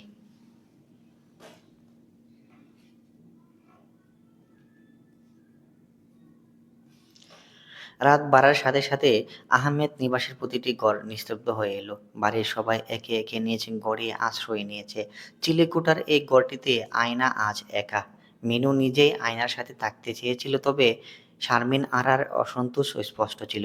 এ নিয়ে আয়না কোনো ঝামেলা চায়নি। চারিদিকের পরিচিত নিস্তব্ধতা আজ কেন জানি তার কাছে অন্যরকম মনে হচ্ছে। বিয়ের পিঁড়িতে বসার আরো অনেক আগে থেকেই সে নিজের মন খুব পরিষ্কার একটা ছক এঁকে নিয়েছিল। সে স্থির করেছিল নিজের দায়িত্বগুলো সততার সাথে পালন করবে, মাহিরের প্রতি সম্মান বজায় রাখবে এবং একটি মার্জিত দূরত্ব বজায় রেখে সংসার করবে। এর বেশি কিছু নয়। ভালোবাসা, আবেগীয় নির্ভরতা বা মায়ার টানকে সে সে তার এই পরিকল্পনার সীমানার বাইরে রেখেছিল। আয়না বিশ্বাস করে আবেগ মানুষকে দুর্বল করে দেয় এবং সেই দুর্বলতাই একসময় অনিবার্য কষ্টের কারণ হয়ে দাঁড়ায়। মানুষ যে কোনো একসময় বদলে যেতে পারে, আবেগ বা প্রতিশ্রুতি সবসময় স্থায়ী হয় না। তাই সে চেয়েছিল নিজের মনকে সুরক্ষিত রাখতে, যাতে পরবর্তীতে কোনো আঘাতে তাকে রক্তাক্ত হতে না হয়।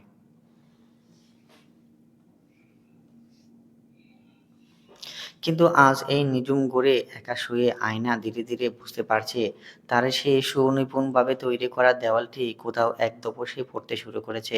কখন তার কিভাবে মাহিরের নিঃশব্দ যত্নগুলো তার মনের গভীরে ঢুকে পড়েছে সে টেরই পায়নি। বিছানায় শুয়ে সে অবচেতনভাবেই মাহিরের অনুপস্থিতি অনুভব করছে।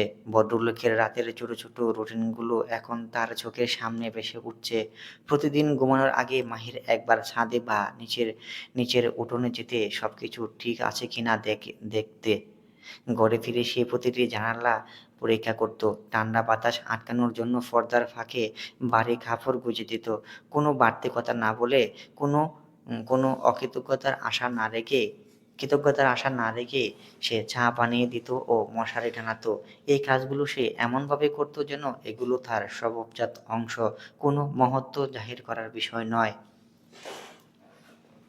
আজ সে ছোট, ছোট অভ্যাসগুলো মাহিরের অনুপস্থিতিতে অনেক বেশি প্রকট হয়ে উঠেছে। সিঙ্গেল বিছানাটা আজ তার কাছে বেশ বড় মনে হচ্ছে। পাশের খালি জায়গাটুকু বিষাদ ও নিঃসঙ্গতা বয়ে আনছে। যেখানে গত কয়েকদিন মাহিরের শরীরের একটা স্থির উষ্ণ উপস্থিতি থাকত। আয়নার মনে পড়ল মাঝরাতে ঘুমের ঘোরে কখনো সখনো মাহিরের হাতটা তার হাতের উপর বা কাঁধের কাছে আলতো করে এসে পড়ত। একটা হাত চলে যেত উদরে, সংবিত পাওয়া মাত্র ভদ্রলোক হাত সরিয়ে নিত ঠিকই, তবে নিজের সময়ানুযায়ী। অনাকাঙ্ক্ষিত সেই স্পর্শগুলো তখন তাকে বিরক্ত করত কিংবা সেগুলোর উপেক্ষা করত। কিন্তু আজ রাতে বারবার সেই শূন্য জায়গাটুকুর দিকে তাকাতে গিয়ে তার ভেতরটা হু হু করে উঠছে।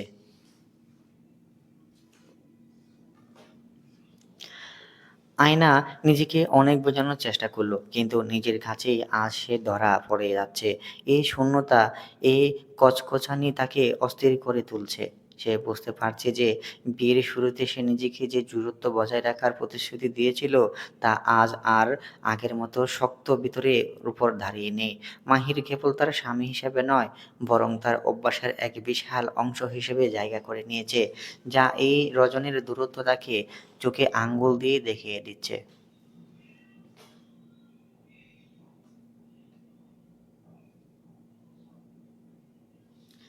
পরদিন সকালে আয়না তার ছাদমুখী জানালার ধারে বসেছিল। এমন সময় নিচের রাস্তা থেকে সবজিওয়ালা চেনা হাঁক-ডাক তার কানে এলো। হুট করে তার মনে হলো রাতের রান্নার জন্য কিছু তাজা সবজি এনে রাখলে মন্দ হয় না। কতদিন সে মনমতো কিছু রান্না করে না। নিজেকে ব্যস্ত রাখার জন্য এইটুকু ত্যাগ করা প্রয়োজন। বাড়ির বাইরে পা রাখা প্রয়োজন। সাধারণ চিন্তাটুকু নিয়েই সে ঘর থেকে বের হয়ে এলো এবং ধীর পায়ে সিঁড়ি দিয়ে নিচে নামতে শুরু করলো।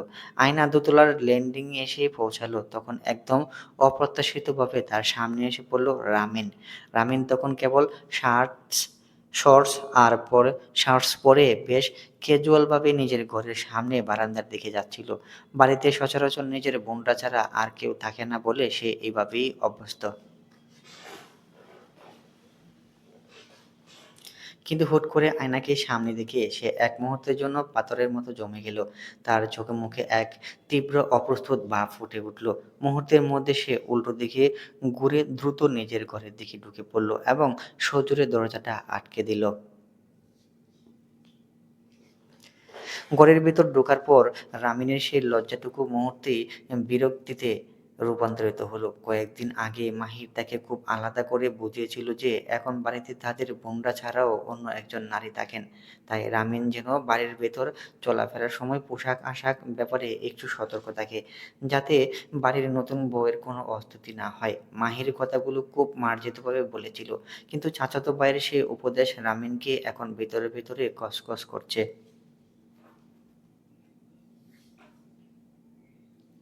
রামিনের এই বিরক্তি কেবল আজকের এই ঘটনা কেন্দ্র করে নয়, বরং বেশ কিছুদিন ধরে একটা ক্রোধ জমা হচ্ছিল।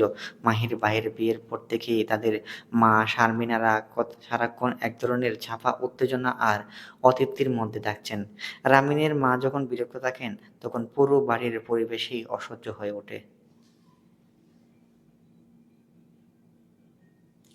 ইদানিং তিনি রামিনের উপর বেশ চড়াও হচ্ছেন। সারাক্ষণ তাকে কেরিয়ার নিয়ে ভাবা, পড়াশোনার সিরিয়াস হওয়া এবং জীবনের ভবিষ্যৎ পরিকল্পনা নিয়ে জ্ঞান দিতে যাচ্ছেন। অথচ রামিন কেবল বিশ্ববিদ্যালয়ের গণ্ডি পা দিয়েছে। বয়স তার মাত্র ১৯ কি ২০। এই বয়সে জীবন নিয়ে গভীর চিন্তা বা দায়িত্বর পাহাড় তার কাছে এক বড় বোঝা মনে হয়। যখনই সে তার ভবিষ্যৎ বা পরিবারের প্রত্যাশার কথা ভাবে, তখনই সে এক ধরনের দিশেহারা বোধ করে গ্রাস করে। এই অস্থিরতা তাকে বাঁচতে এসে সারাদিন পিসিতে গেম খেলে আর বন্ধুদের সাথে আড্ডা দিয়ে সময়টা কাটাতে চায়। তার মনের এক কোণে মাহিরের প্রতিও একটা তাচ্ছিল্য বিদ্বেষ কাজ করে। তাদের মাঝে মাঝে মনে হয় তার তাদের পারিবারিক সম্পদগুলো যদি আজও অক্ষত থাকতো, তবে তার জীবনটা অনেক বেশি সহজ ও আরামদায়ক হতো। এই বয়সোচিত দ্বন্দ্ব আর অযৌক্তিক ভাবনাগুলো রামিনের তরুণ মনে অনবরত ঘুরপাক খেতে থাকে। তার কিছুই ভালো লাগে না এখন আর। আয়না সিঁড়ি দিয়ে নিচে নেমে এলো। সে বড় গেট খুলে রাস্তার পাশে দাঁড়ানো সবজিওয়ালার কাছে গেল। ঝুড়ি থেকে বেছে বেছে কিছু টাটকা সবজি আলাদা করতে লাগলো। তার পরনের ফিরোজা রঙের সুতি শাড়িটা বিকেলের মৃদু বাতাসে হালকা উঠছিল। সবজি বাছাইয়ের ফাঁকে সে একটু সময় নিয়ে চারপাশটা পর্যবেক্ষণ করলো। আহমেদ নিবাসের এই কলোনির সরু সরু রাস্তাটা একদম ব্যস্ততায় বেশ সচল।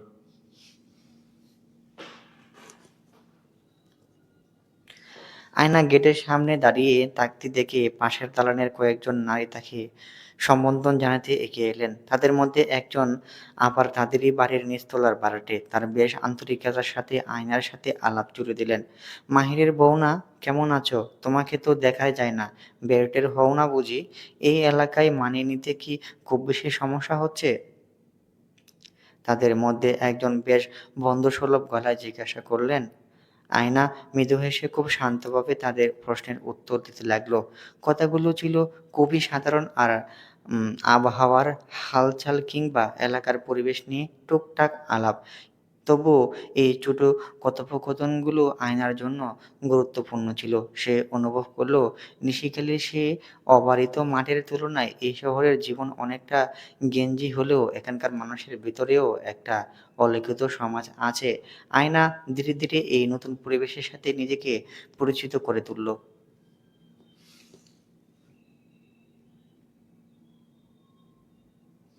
সবজিগুলো হাতে নিয়ে বাড়ির ভিতরে ঢুকে আয়না সরাসরি রান্নাঘরের দিকে এগিয়ে গেল। রান্নাঘরে তখন বেশ কর্মব্যস্ততা চলছে। চুলা জ্বালিয়ে রমিমন বুয়া কিছু একটা কষতে ব্যস্ত। মিনি কিচেন কাউন্টারে এক কোণে বসে পড়া ফাঁকি দিয়ে তার সাথে আড্ডা দিচ্ছে। আর ডাইনিং টেবিলের ধারে বই সামনে নিয়ে বসে আছে দিনা। আয়না ভিতরে পা রাখতেই তিনজনে একসাথে মুখ তুলে তাকালো। তাদের চোখে-মুখে বিস্ময় স্পষ্ট। বিয়ের প্রথম কয়েকটা দিন আনুষ্ঠানিকতা রক্ষার্থে আয়না একবার-আধবার এখানে এলেও বিরূপ প্রতিক্রিয়া তার এর থেকে নিজেকে এই অংশ থেকে সরিয়েই রেখেছিল। পুরো বাড়ি একটি পুরো বাড়িটি পুরো বাড়িতে এটি এক অলিখিত নিয়ম যে রান্নার মানে শারমিন আরার একচ্ছত্র এলাকা। সেখানে সেই সীমানার কথা পরিবারের সবাই কোনো আলোচনা ছাড়াই মেনে চলে। কিন্তু আজ আয়নার কারোর প্রতি তোয়াক্কা করল না। এমনকি আগে থেকে কাউকে কিছু জানানোর প্রয়োজনও বোধ করল না। সে খুব স্বাভাবিক ভঙ্গিতে সবজিগুলো কাউন্টারের উপর রাখল, কলের নিচে একে একে সেগুলো ধুয়ে নিল এবং তারপর বঁটি নিয়ে কাটতে শুরু শুরু করে দিয়ে গেল। রমিমন বুয়া হাতের খুন্তি থামিয়ে কিছুটা ভ্যাবাচ্যাকা খেয়ে আয়নার দিকে তাকালো। সে কিছু নিচু সুরে সতর্কভাবে জিজ্ঞাসা করল, নয়া বউ, আপনি এ কি করতেছেন? পানির ঝাপটায় সবজি ধুতে আয়না নির্লিপ্ত গলায় উত্তর দিল, আমি এগুলা রান্না করব বুয়া। গত কয়েকদিন ধরে নিজের পছন্দের কয়েকটা পদের কথা খুব মনে পড়ছিল। নিচে যখন দেখলাম সবজিগুলোকে খুব টাটকা, তখন ভাবলাম নিজেই রেঁধে নেই। রমিমন বুয়া মুহূর্তের জন্য স্তব্ধ হয়ে গেল। গত কয়েকদিনে সে নতুন বউকে দেখেছে খুব শান্ত, গম্ভীর আর কিছুটা দূরত্ব বজায় রাখা একজন মানুষ হিসাবে। আয়নার চেহারায় সবসময় একটা তীক্ষ্ণ ও সংহত ভাব থাকলেও প্রতিবাদ না করায় বুয়া ভেবেছিল মেয়েটি হয়তো নরম প্রকৃতির। দয়া হয়েছিল তখন। কিন্তু আজ সে দেখল আয়নার কণ্ঠস্বরে এক অদ্ভুত দৃঢ়তা। বুয়া মনে মনে ভাবল, শারমিন আরা এটা কোনোভাবেই ভালোভাবে নেবেন না। নতুন বউ তার একদম অপছন্দ। তার রান্নাঘরে ঢুকে মর্জিমতো খাবার রাঁধছে। এটা ভাবলেই একটা জ্বরের পূর্বাভাস পাওয়া যাচ্ছে। সে বলল, কিন্তু ভাবি, এসব শাক তো তারা খাবে না। তারা খাবে না লাগে। আমি খাই, আমার পছন্দ। আপনার মতো তারা ঝালও খাইতে পারে না। কম ঝাল দিব, সমস্যা নেই। তাও তো খাবে মনে হয় না আমার। তাদের অনেক বাছ-বিচার আছে।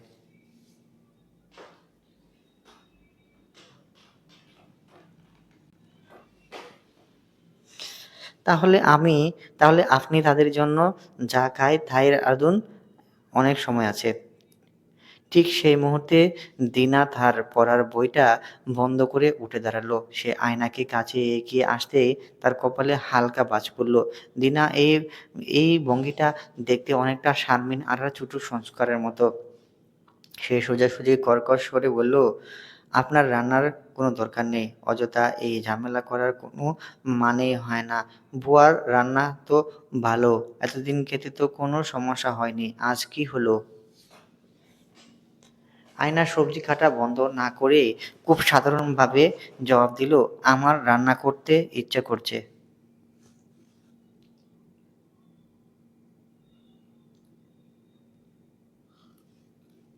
দিনা বিরক্ত হয়ে একটা দীর্ঘশ্বাস ফেলল। "আপনি বুঝতে পারছেন না, এমন তো নয়। মা এটা মোটেও পছন্দ করেন না। কেন শুধু ওনাকে রাগানোর সুযোগ করে দিচ্ছেন? আপনাকে রান্না করতে হচ্ছে না, এটা তো আপনার জন্য ভালোই। এসব অযথা না করে খুশি থাকা উচিত।" আয়না ১ সেকেন্ডের জন্য হাত থামালো। দিনার কথাগুলো যেন মনে ওজন করল সে। তারপর বলল, "এটা ভেবে আমি দেখব।"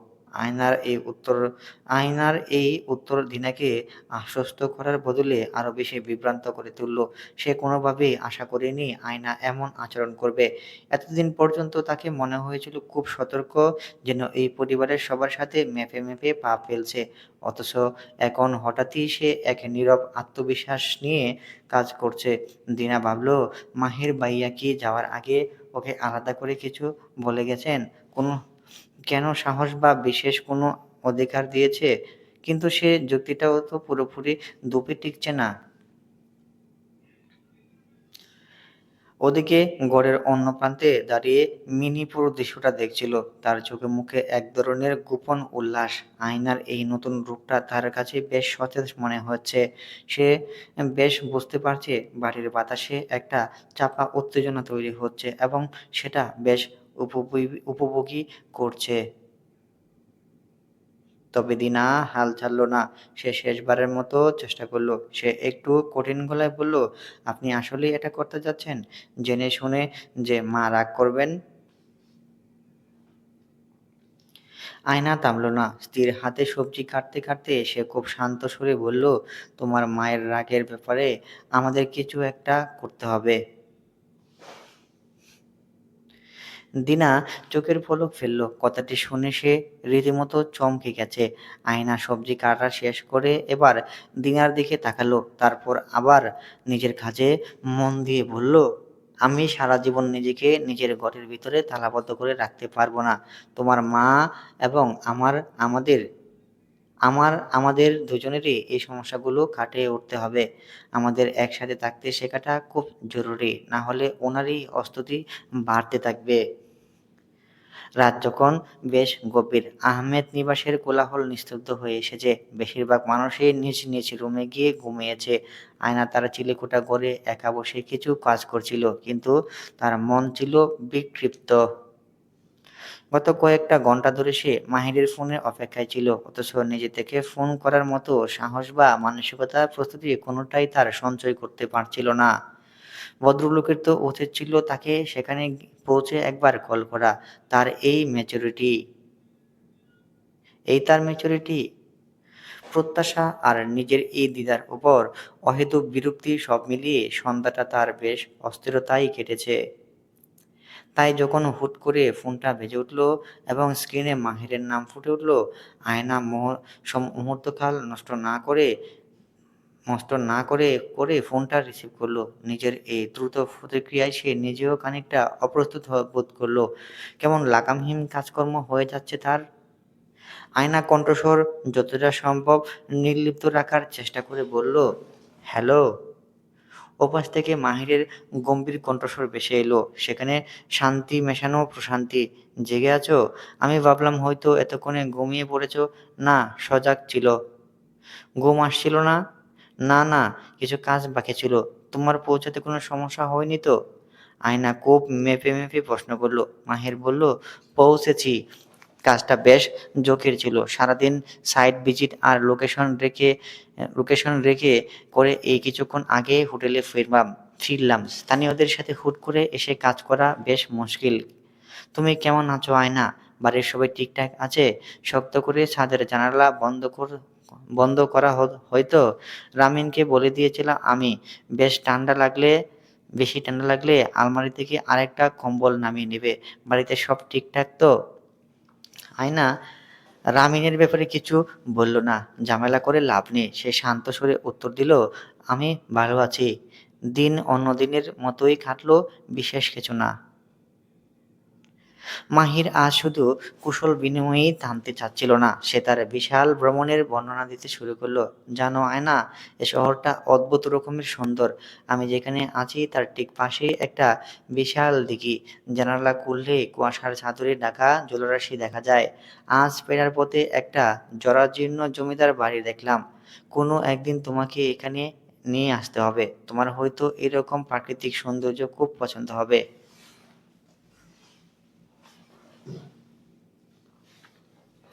আয়না মনোযোগ দিয়ে তার কথাগুলো শুনছিল। সে শত মাইল দূরে থেকেও নিজের বিছানায় শুয়ে মাহিরের কল্পনা করতে লাগলো। মাহির আবার বলতে লাগলো, এখানকার বাতাসে সুধা মাঠের ঘ্রাণ আছে, ঠিক যেমনটা তুমি নিশিকালির কথা বলতে। সুযোগ পেলে তোমাকে নিয়ে একবার ঘুরে যাব। নদীতে বোটিং করার সুযোগ সুবিধা আছে, রেস্ট হাউস আছে। তুমি তো নদী আর নির্জনতা খুব ভালোবাসো, তাই না? মাহির খুব স্বাভাবিকভাবে আয়নাকে তার ভবিষ্যৎ দিনগুলোর প্রতিটি ফ্রেমে জড়িয়ে নিচ্ছিল। কোনো সন্দেহ নেই, অনিশ্চয়তা নেই। তার এই সহজ অধিকারবোধ আয়নার দীর্ঘদিনের লালিত মানসিক দূরত্ব বজায় রাখার প্রতিজ্ঞাকে বারবার আঘাত করছিল। সে নিজেকে সামলে নিয়ে কিছুটা সতর্ক ভঙ্গিতে বলল, এত কাজের মধ্যে এসব ভবিষ্যৎ গড়ার পরিকল্পনা না করে নিজের স্বাস্থ্যের দিকে একটু খেয়াল রাখা বেটার। সময় মতো খাওয়া-দাওয়া ও রাতের ঠিকমতো ঘুম হচ্ছে কিনা সেটা ইনশিওর করার চেষ্টা করো। মাহির ওপাশ থেকে হালকা হাসলো। এমন ফরমাল ইমেইল ভাষায় কোনো মেয়ে তার স্বামীকে নিজের প্রতি খেয়াল রাখার কথা বলা বিরল। আয়না বলে কথা, মুখ ফুটে বলেছে, এটাই তো ঢের।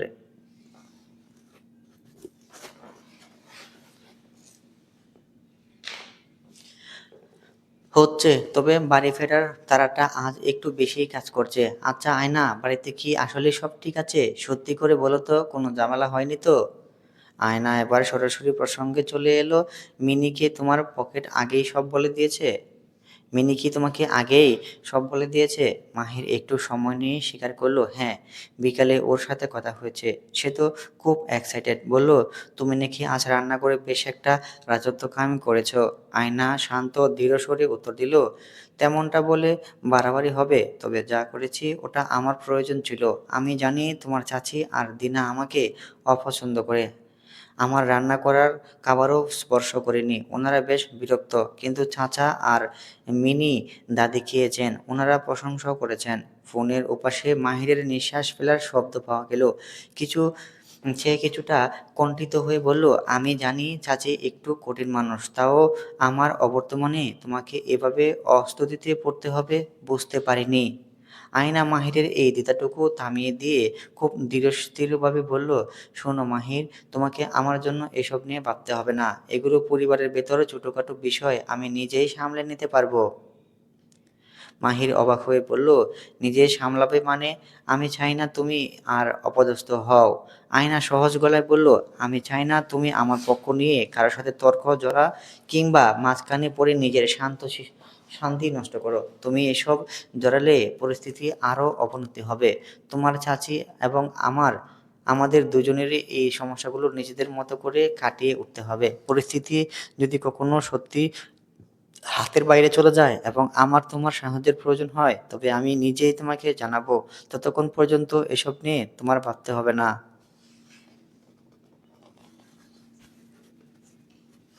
মাহির কিছুক্ষণ চুপ হয়ে রইল।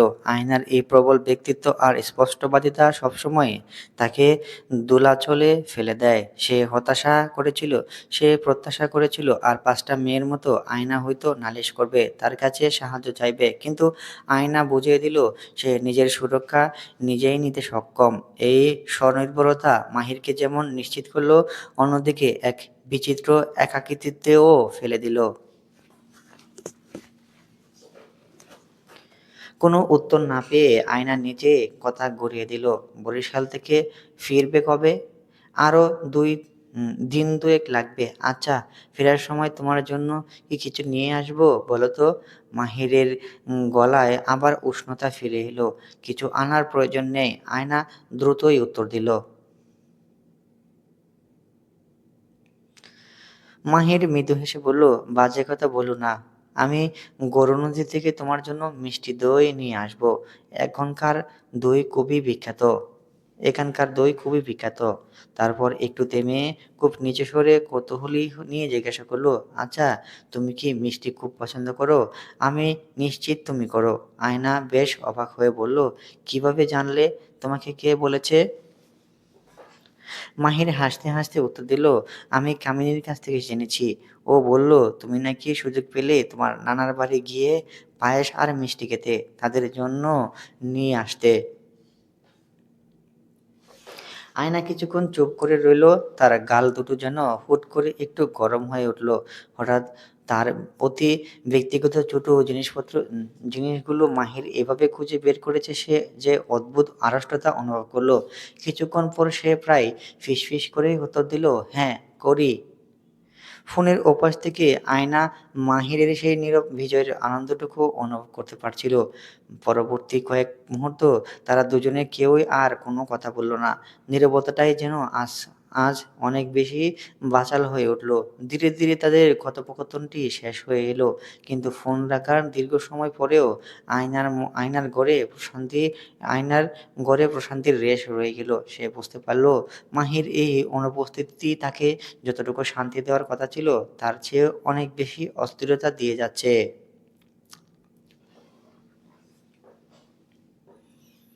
দুপুরে খাওয়া-দাওয়ার পর বিছানায় হেলান দিয়ে মেহরাব বানু গজগজ করে বললেন, তোমার নিরামিষ রান্দা হয় নাই নাতবো? তাড়াহুড়া করলে খাবার স্বাদ হয় না কইলাম।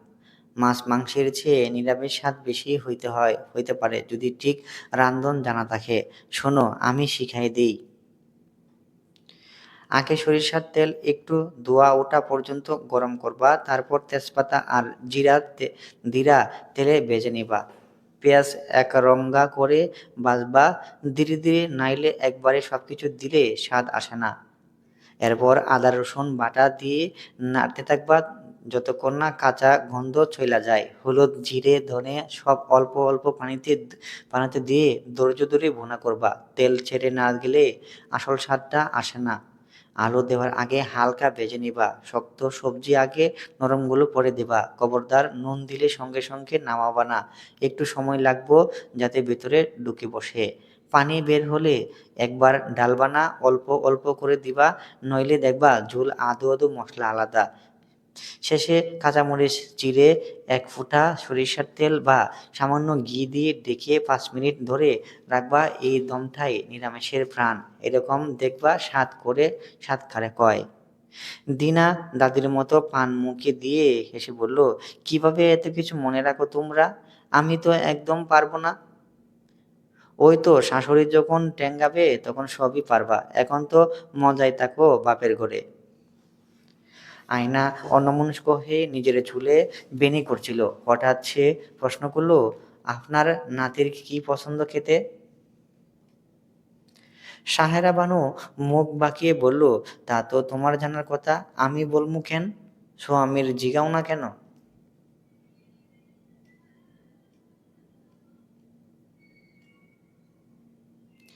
আয়নার মনে হলো কৌতূহল থেকে হুট করে প্রশ্ন করে ভুল করেছে। মাহিরকে নিজে থেকে এমন প্রশ্ন করা তার পক্ষে অস্বস্তিকর। নিজে থেকে জানা ভিন্ন কথা, কিন্তু তার ৫টা কথার মধ্যে ৪.৫টা হয় অন্যদের নিয়ে। সাহের বানু কিছুক্ষণ আজকাল মেয়েদের বকলেন। তারপর মিনাকে বললেন, এই তুই তুই ভাবিরে কইয়া দিতে পারস না? মিনা বলল, কি বলবো, নিজেই তো জানি না। ভাই কি খায় না খায় জানোস না? না তো, শুক্রবার ছাড়া কখন খায় তাই তো জানি না। সবাই খায় বোধহয়। রায়ান আর রামিন ভাইয়া তো মন মতো না হইলে চিল্লাপাল্লা করে, খান জ্বালাপালা করে দেয়। আবার রান্না করা লাগে লাগে মার। মাহির ভাইয়া তো কোনোদিন টুঁ শব্দ করতে দেখিনি। আর তুমি আমাকে কি বলো বুড়ি, তুমি আদরের নাতির খোঁজ রাখো না? সাহেরা বরং নিজেই আকাশ-পাতাল ভেবে উথাল-পাতাল হচ্ছেন। বাকিদের বাকিদের সব মনে থাকলেও মাহিরের কিছু তেমন মাথায় নেই। তিনি বললেন, "খায় মুরগি, সবজি সব খায়। তোমার কপাল ভালো, স্বামীর কোনো বাছবিচার নাই।" আয়না মনমতো উত্তর পেল না। প্রশ্ন বেড়ে গেল। সাহেরা বানু সায়েরা বানু মিনাকে ধমক দিলেন, "আর তুই আদরের নাতি এইসব বারবার সবার সামনে কস কেন? মানুষ যে মুখ কালা হয় দেখোস না? খালি আগুন লাগাস।"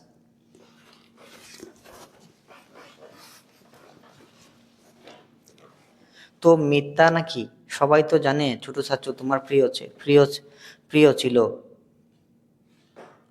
ছোট চাচা তোমার প্রিয় ছিলে ছিল। একটু দূরে গেলেই চোখে হারাতা। তার জন্যই তো মাহির ভাইয়াকে কাছে রেখেছিলেন।" সাহেরা বরং নিশ্চুপ হয়ে যায়। মৃতপুত্রের নাম মাত্রই তার হৃদয়ে বিষাদ জন্ম দেয়।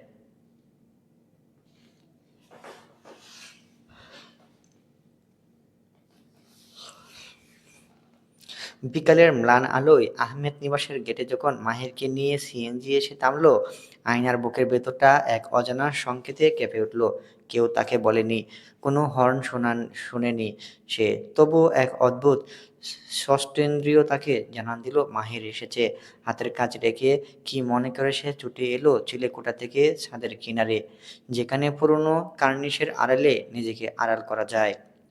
নিচে মাহিরের সিএনজি থেকে নামছে, পরনে আসমানি রঙের শার্ট, হাতে কয়েকটা ব্যাগ।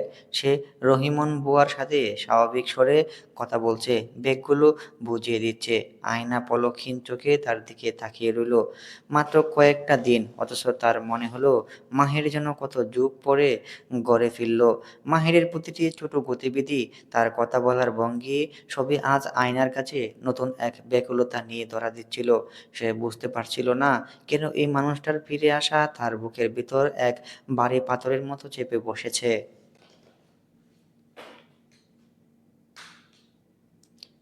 মাহির কথা বলা থামিয়ে একদম স্থির হয়ে গেল। কোনো কারণ ছাড়াই সে ঘাড় ঘুরিয়ে সরাসরি ছাদের দিকে তাকালো। আয়নার নিঃশ্বাস যেন গলার কাছে এসে আটকে গেল। মুহূর্তের জন্য দুজনের চোখাচোখি হলো। মাহিরের দৃষ্টি গভীর নিরক্ষ, আর আয়নার চোখে ধরা পড়ে যাওয়া তীব্র বিড়ম্বনা। আয়না তড়িৎ বেগে পিছিয়ে এলো। নিজের উপরই চরম বিরক্তি দানা বাঁধল তার। এই চপলতা, এই কিশোরসুলভ কৌতূহল তো তার স্বভাব নয়। কেন সে এমন অপরিচিত কাঁচা কাজ করল?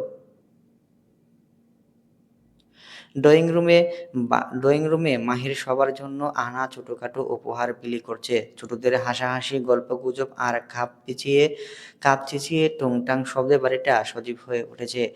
দিনা মাহির এসে দিনা মাহির এসেছে শুনে ঘর থেকে বের হয়ে এলো। তার মুখাবয়বের কাঠিন্য খানিকটা কমেছে। আয়নার নিচে নেমে সে বিরে গেল না। সে দূর থেকে একবার আর চোখে মাহিরের ক্লান্ত কিন্তু উজ্জ্বল মুখটা দেখল। তারপর নিজের কাজে মন দেওয়ার ব্যর্থ চেষ্টা করল। খানিক বাদে মাহিরের ভরাট কণ্ঠস্বর ভেসে এলো ড্রয়িং রুম থেকে, "একটু চা পাওয়া যাবে?" প্রশ্নটা সাধারণ, কারণ নাম ধরে না।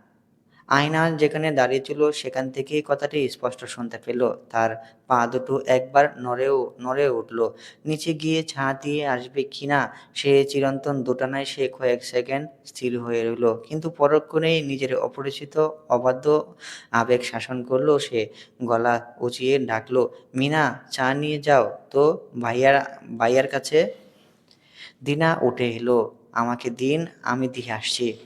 তার বোধহয় আয়নার বানানো চা পছন্দ হলো না। সে তা হাতে নতুন করে পাউডার মিল্ক অ্যাড করে চামচ দিয়ে নাড়তে নাড়তে নিয়ে গেল। ওপাশ থেকে মাহিরের আর কোনো শব্দ শোনা গেল না। মিনা হাসতে হাসতে এসে বলল, "ভাইয়া একটা মজার গল্প শোনাচ্ছে। ওখানে কি হয়েছিল জানো? তুমি আসলে বলবে বলেছ। আসো না ভাবি, এখন না, তোমরা শোনো যাও।"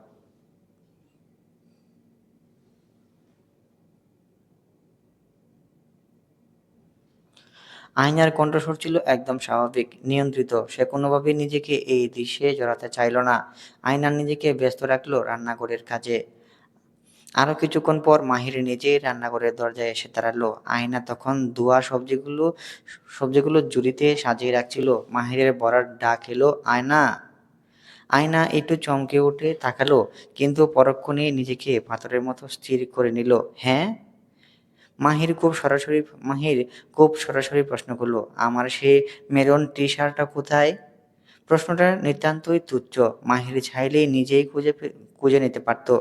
আয়নার চোখের পলক না পড়ে উত্তর দিল, "হ্যাঙ্গারে আছে, আলমারিতে ডান দিকে।" "পাচ্ছি না তো। বিছানার পাশে বাকিগুলো আছে, সব ধোয়া আর আয়রন করা।" সে একবারও মাহির দিকে সে একবারও মাহিরের দিকে চোখের দিকে তাকালো না। উত্তর দিয়ে সে আবার নিজের কাজে ডুবে গেল। কথাটি শেষ হওয়ার সাথে সাথে তাদের মাঝখানে অদৃশ্য সুতাটি ছিঁড়ে ফেলেছে। মাহির কয়েক মুহূর্ত সেখানে দাঁড়িয়ে রইল, হয়তো আরো কিছু শোনার বা দেখার অপেক্ষায়। কিন্তু যখন আয়নার দিকে থেকে কোনো সাড়া মিলল না, সে নিঃশব্দে সেখান থেকে প্রস্থান করল। এরপরে কয়েক ঘন্টা আয়নার জন্য এক বিড়ম্বনার নাম হয়ে দাঁড়ালো। সে যেখানেই যাচ্ছে মাহির কোনো না কোনো সুতায় সেখানে হাজির হচ্ছে। আয়না ড্রয়িং রুমে গেলে মাহির সেখানে আসে। সে বারান্দায় দাঁড়ালে সে কিছুক্ষণ পর মাহিরকেও সেখানে দেখা যায়। এসব যে কাকতালীয় নয় তা আয়নার তীক্ষ্ণ বুদ্ধিতে এড়োল না। মাহির সুযোগ খুঁজছে তার কথা বলার, আর আয়না ততবারই নিজেকে সরিয়ে নিচ্ছে।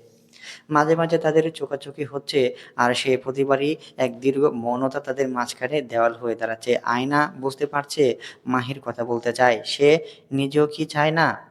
বুকের ভিতর সে চিনচিনে ব্যথা আর ছটফটানি তো তাকে এক মুহূর্ত শান্তি দিচ্ছে না। তবুও সে এগোতে পারছে না। এক অদ্ভুত অস্থিতি, তীব্র লজ্জা আর নাম না জানা এক গুমোট আবেগ তাকে আঁচড়ে পিষ্টে বেঁধে রেখেছে।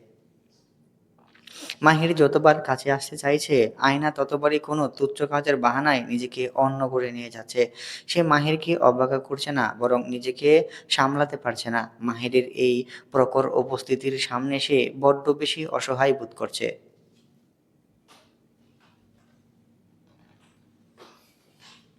কিন্তু রাতে তো আর নিচে অপেক্ষা করা যায় না। এমনিতেই আজকে অনেক দেখেছে। মাহির উপরে চলে গিয়েছে আরো আগে। আর কোনো সাড়া শব্দ নেই তার। এতেও কেন যেন আয়না আরো শঙ্কিত হয়ে পড়ল। মাহিরের ফোনে কথা বলতে বলতে পুরো ঘরে পায়চারি করছিল। আয়না ঘরে আসলেও তার দিকে তাকালো না। আয়না বিছানার অগোছালো কাপড়গুলো দেখে অবাক হয়ে তাকালো, তারপর সেগুলো আবার ভাঁজ করার জন্য হাত বাড়ালো। তখনই পিছন থেকে ক্ষিপ্ত গতিতে তাকে টেনে ধরল Mahir. Did did you miss me at all? Hmm? ছোট ঘন্টা ৬ ঘন্টা ১৭ মিনিট হয়েছে আমি বাড়িতে ফিরেছি। এর মাঝে ৬ মিনিটও ঠিকমতো তোমার দর্শন পাইনি। হুম? অন্য সময় চিলেকোঠা থেকে বের হয় না। আজ দেখছি পুরো বাড়ি টুই, টুই করে ঘুরে বেড়ানো হচ্ছে। এই যে আমি বারবার খবর পাঠাচ্ছি, আশপাশে ঘুরঘুর করছি, একদম গায়ে লাগছে না, তাই না? আয়না উত্তর কি দিবে? মাহিরের বেসামাল আচরণে তার স্বর রুদ্ধ হয়েছে আগেই। তাকে একদম নিজের সাথে মিশিয়ে রেখেছে লোকটা। এক তিল পরিমাণ দূরত্ব নেই। মাহির তার চিবুক আয়নার কাঁধের উপর আলতো করে নামিয়ে রাখল। তার গরম নিঃশ্বাস আয়নার ঘাড়ের খোলা অংশে এসে পড়ছে। তাতে মেটে অস্তুতি জলের মতো স্পষ্ট। তা হোক, এর চেয়ে দ্বিগুণ শাস্তির যোগ্য সে। মাহির এক মুহূর্তের জন্য চোখ বুজে রইল। সে যখন প্রথমবার আয়নাকে নিজের কাছে দেখেছিল, সেই দিন থেকেই আয়নার গায়ের এক অদ্ভুত মিষ্টি সুবাস তাকে নেশার মতো আচ্ছন্ন করে রাখত। কোনো কৃত্রিম পারফিউম যে নয় তা সে খোঁজ নিয়ে নিশ্চিত হয়েছে, বরং এক আদিম সুগন্ধ যা কেবল আয়নারই একান্ত। মাহির আয়নার ঘাড়ের সেই অবাধ্য চুলগুলোর মাঝে ডুবে গেল। সে অত অত সহবতের ধার ধরতে ইচ্ছে করল না। তার মনে হলো গত দিনগুলোর অমানসিক ক্লান্তি এই এক নিমেষেই মুছে যাচ্ছে। সে যখন নিঃশ্বাস নিচ্ছে, আয়নার মাদকতাময় ঘ্রাণ তার ফুসফুসে ছড়িয়ে সরাসরি রক্তে গিয়ে মিশেছে। এই মুহূর্তে মাহির কাছে স্থির সুবাসটাই ছিল পৃথিবীর সবচেয়ে নিরাপদ আশ্রয়।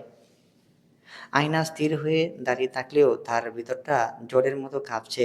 মাহির দুই হাত যখন তার কোমরে শক্ত করে বসলো, তখন বাইরের অসময়ের বৃষ্টির ঝমঝম শব্দ তার কানে এসে পৌঁছাচ্ছিল না। তার নিজের হৃৎপিণ্ডের ধুকধুকানি এতই তীব্র হয়ে উঠেছে যে আয়নার মনে হয় মাহিরের বুকের ওপর দিয়ে সে শব্দটা হয়তো পুরো পুরো গড়ে প্রতিধ্বনিত হচ্ছে। সে অনুভব করে মাহিরের শরীরে তপ্ত উষ্মা। মাহিরের বুকটা যখন তার পিঠের সাথে একদম মিশে গেছে, আয়না টের পেল শুধু তার নিজের নয়, মাহিরের হৃৎপিণ্ডটাও সমান তালে খুব দ্রুত স্পন্দিত হচ্ছে। দুজনের হৃৎস্পন্দন যেন একে অপরের সাথে পাল্লা দিচ্ছে, কে কার চেয়ে বেশি ব্যাকুল। তারই এক নীরব প্রতিযোগিতা। কথা নেই কেন? আয়না উত্তর দিতে চাইল, তার ঠোঁট দুটো একবার কেঁপে উঠল, কিন্তু কোনো শব্দ বেরোলো না। তার সমস্ত কথা যেন গলার কাছে এসে দলা পাকিয়ে আটকে গেছে। মাহির তপ্ত নিঃশ্বাস তখন তার কানের ললিতে এক অসহ্য অস্থিতি তৈরি করছে। তারপরও আয়না নিচে সরে ভাঙা গলায় বলল, আমি তো দিনার হাত দিয়ে তোমার চা পাঠিয়েছিলাম, পাওনি? মাহির একটুও নড়ল না। তার চিবুক তখনও আয়নার কাঁধের উপর স্থির। সে মৃদু হেসে হালকা দীর্ঘশ্বাস ফেলল, যার তপ্ত পরশ আয়নার গায়ের শিহরণ জাগিয়ে দিয়ে গেল। মাহির খুব শান্ত কিন্তু গভীর গলায় উত্তর দিল, তুমি কি সত্যিই মনে করো আমি মিনার হাতে চা চেয়েছিলাম? হুম। আয়না এবার আরও বেশি ঘাবড়ে গেল। মাহিদের এই সরাসরি আক্রমণ তার বুদ্ধিকে যেন লোপ পাইয়ে দিচ্ছে। সে আমতা আমতা করে আবার এক অহেতুক অজুহাত দাঁড় করালো। মাহির মেয়েটার বিপত্তিতে শুধু হাসলো। সে হাসিতে কোনো উপহাস ছিল না, ছিল এক গভীর মুগ্ধতা। মাহির তার মুখটা আয়নার কানের একদম কাছে নিয়ে এলো, এতটাই কাছে যেন নিজেকে সামলানোর জন্য আয়নাকে আর শার্ট খামচে ধরতে হলো। বাহ! মাহির ফিসফিস করে বলল, আমার স্ত্রী তো দেখছি খুব বুদ্ধিমতী। ব্যাগ গুছিয়ে দেওয়া, চা পাঠানো, সবজি কেনা, সবজির সবই করতে পারে। সংসার শুধু যার সাথে সংসার করা, তার চোখের দিকে তাকিয়ে একটা সত্যি কথা সে বলতে পারে না।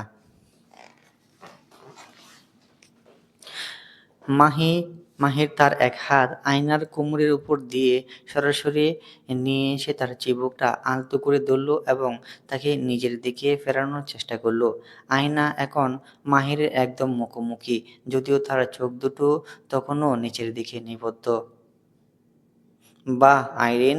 আইরিন জাহান সরকার লজ্জাও পেতে পারে। এত সৌভাগ্য আমার। দেখি এই মহেন্দ্রক্ষণের সাক্ষী হয়ে নিজেকে ধন্য করি। চলবে। হৃদয়ে রহ প্রিয়। গল্পের চতুর্থ অংশ, রায় কথা। গল্প পড়ায় ভুলভ্রান্তি থাকতে পারে, দয়া করে সবাই নিজ গুণে ক্ষমা করে দিবেন এবং শুধরে নেবেন। চ্যানেলটি সাবস্ক্রাইব করে আমাদের পাশেই থাকুন। এরকম সুন্দর সুন্দর গল্প আপনি আর কোথাও কোনো চ্যানেলে পাবেন না, শুধু আমার এই চ্যানেলেই পাবেন। দয়া করে অপেক্ষা করুন। দেখা হবে এই গল্পের অন্য আরেকটি পর্বে। সে পর্যন্ত সুস্থ থাকুন, ভালো থাকুন। আল্লাহ হাফেজ।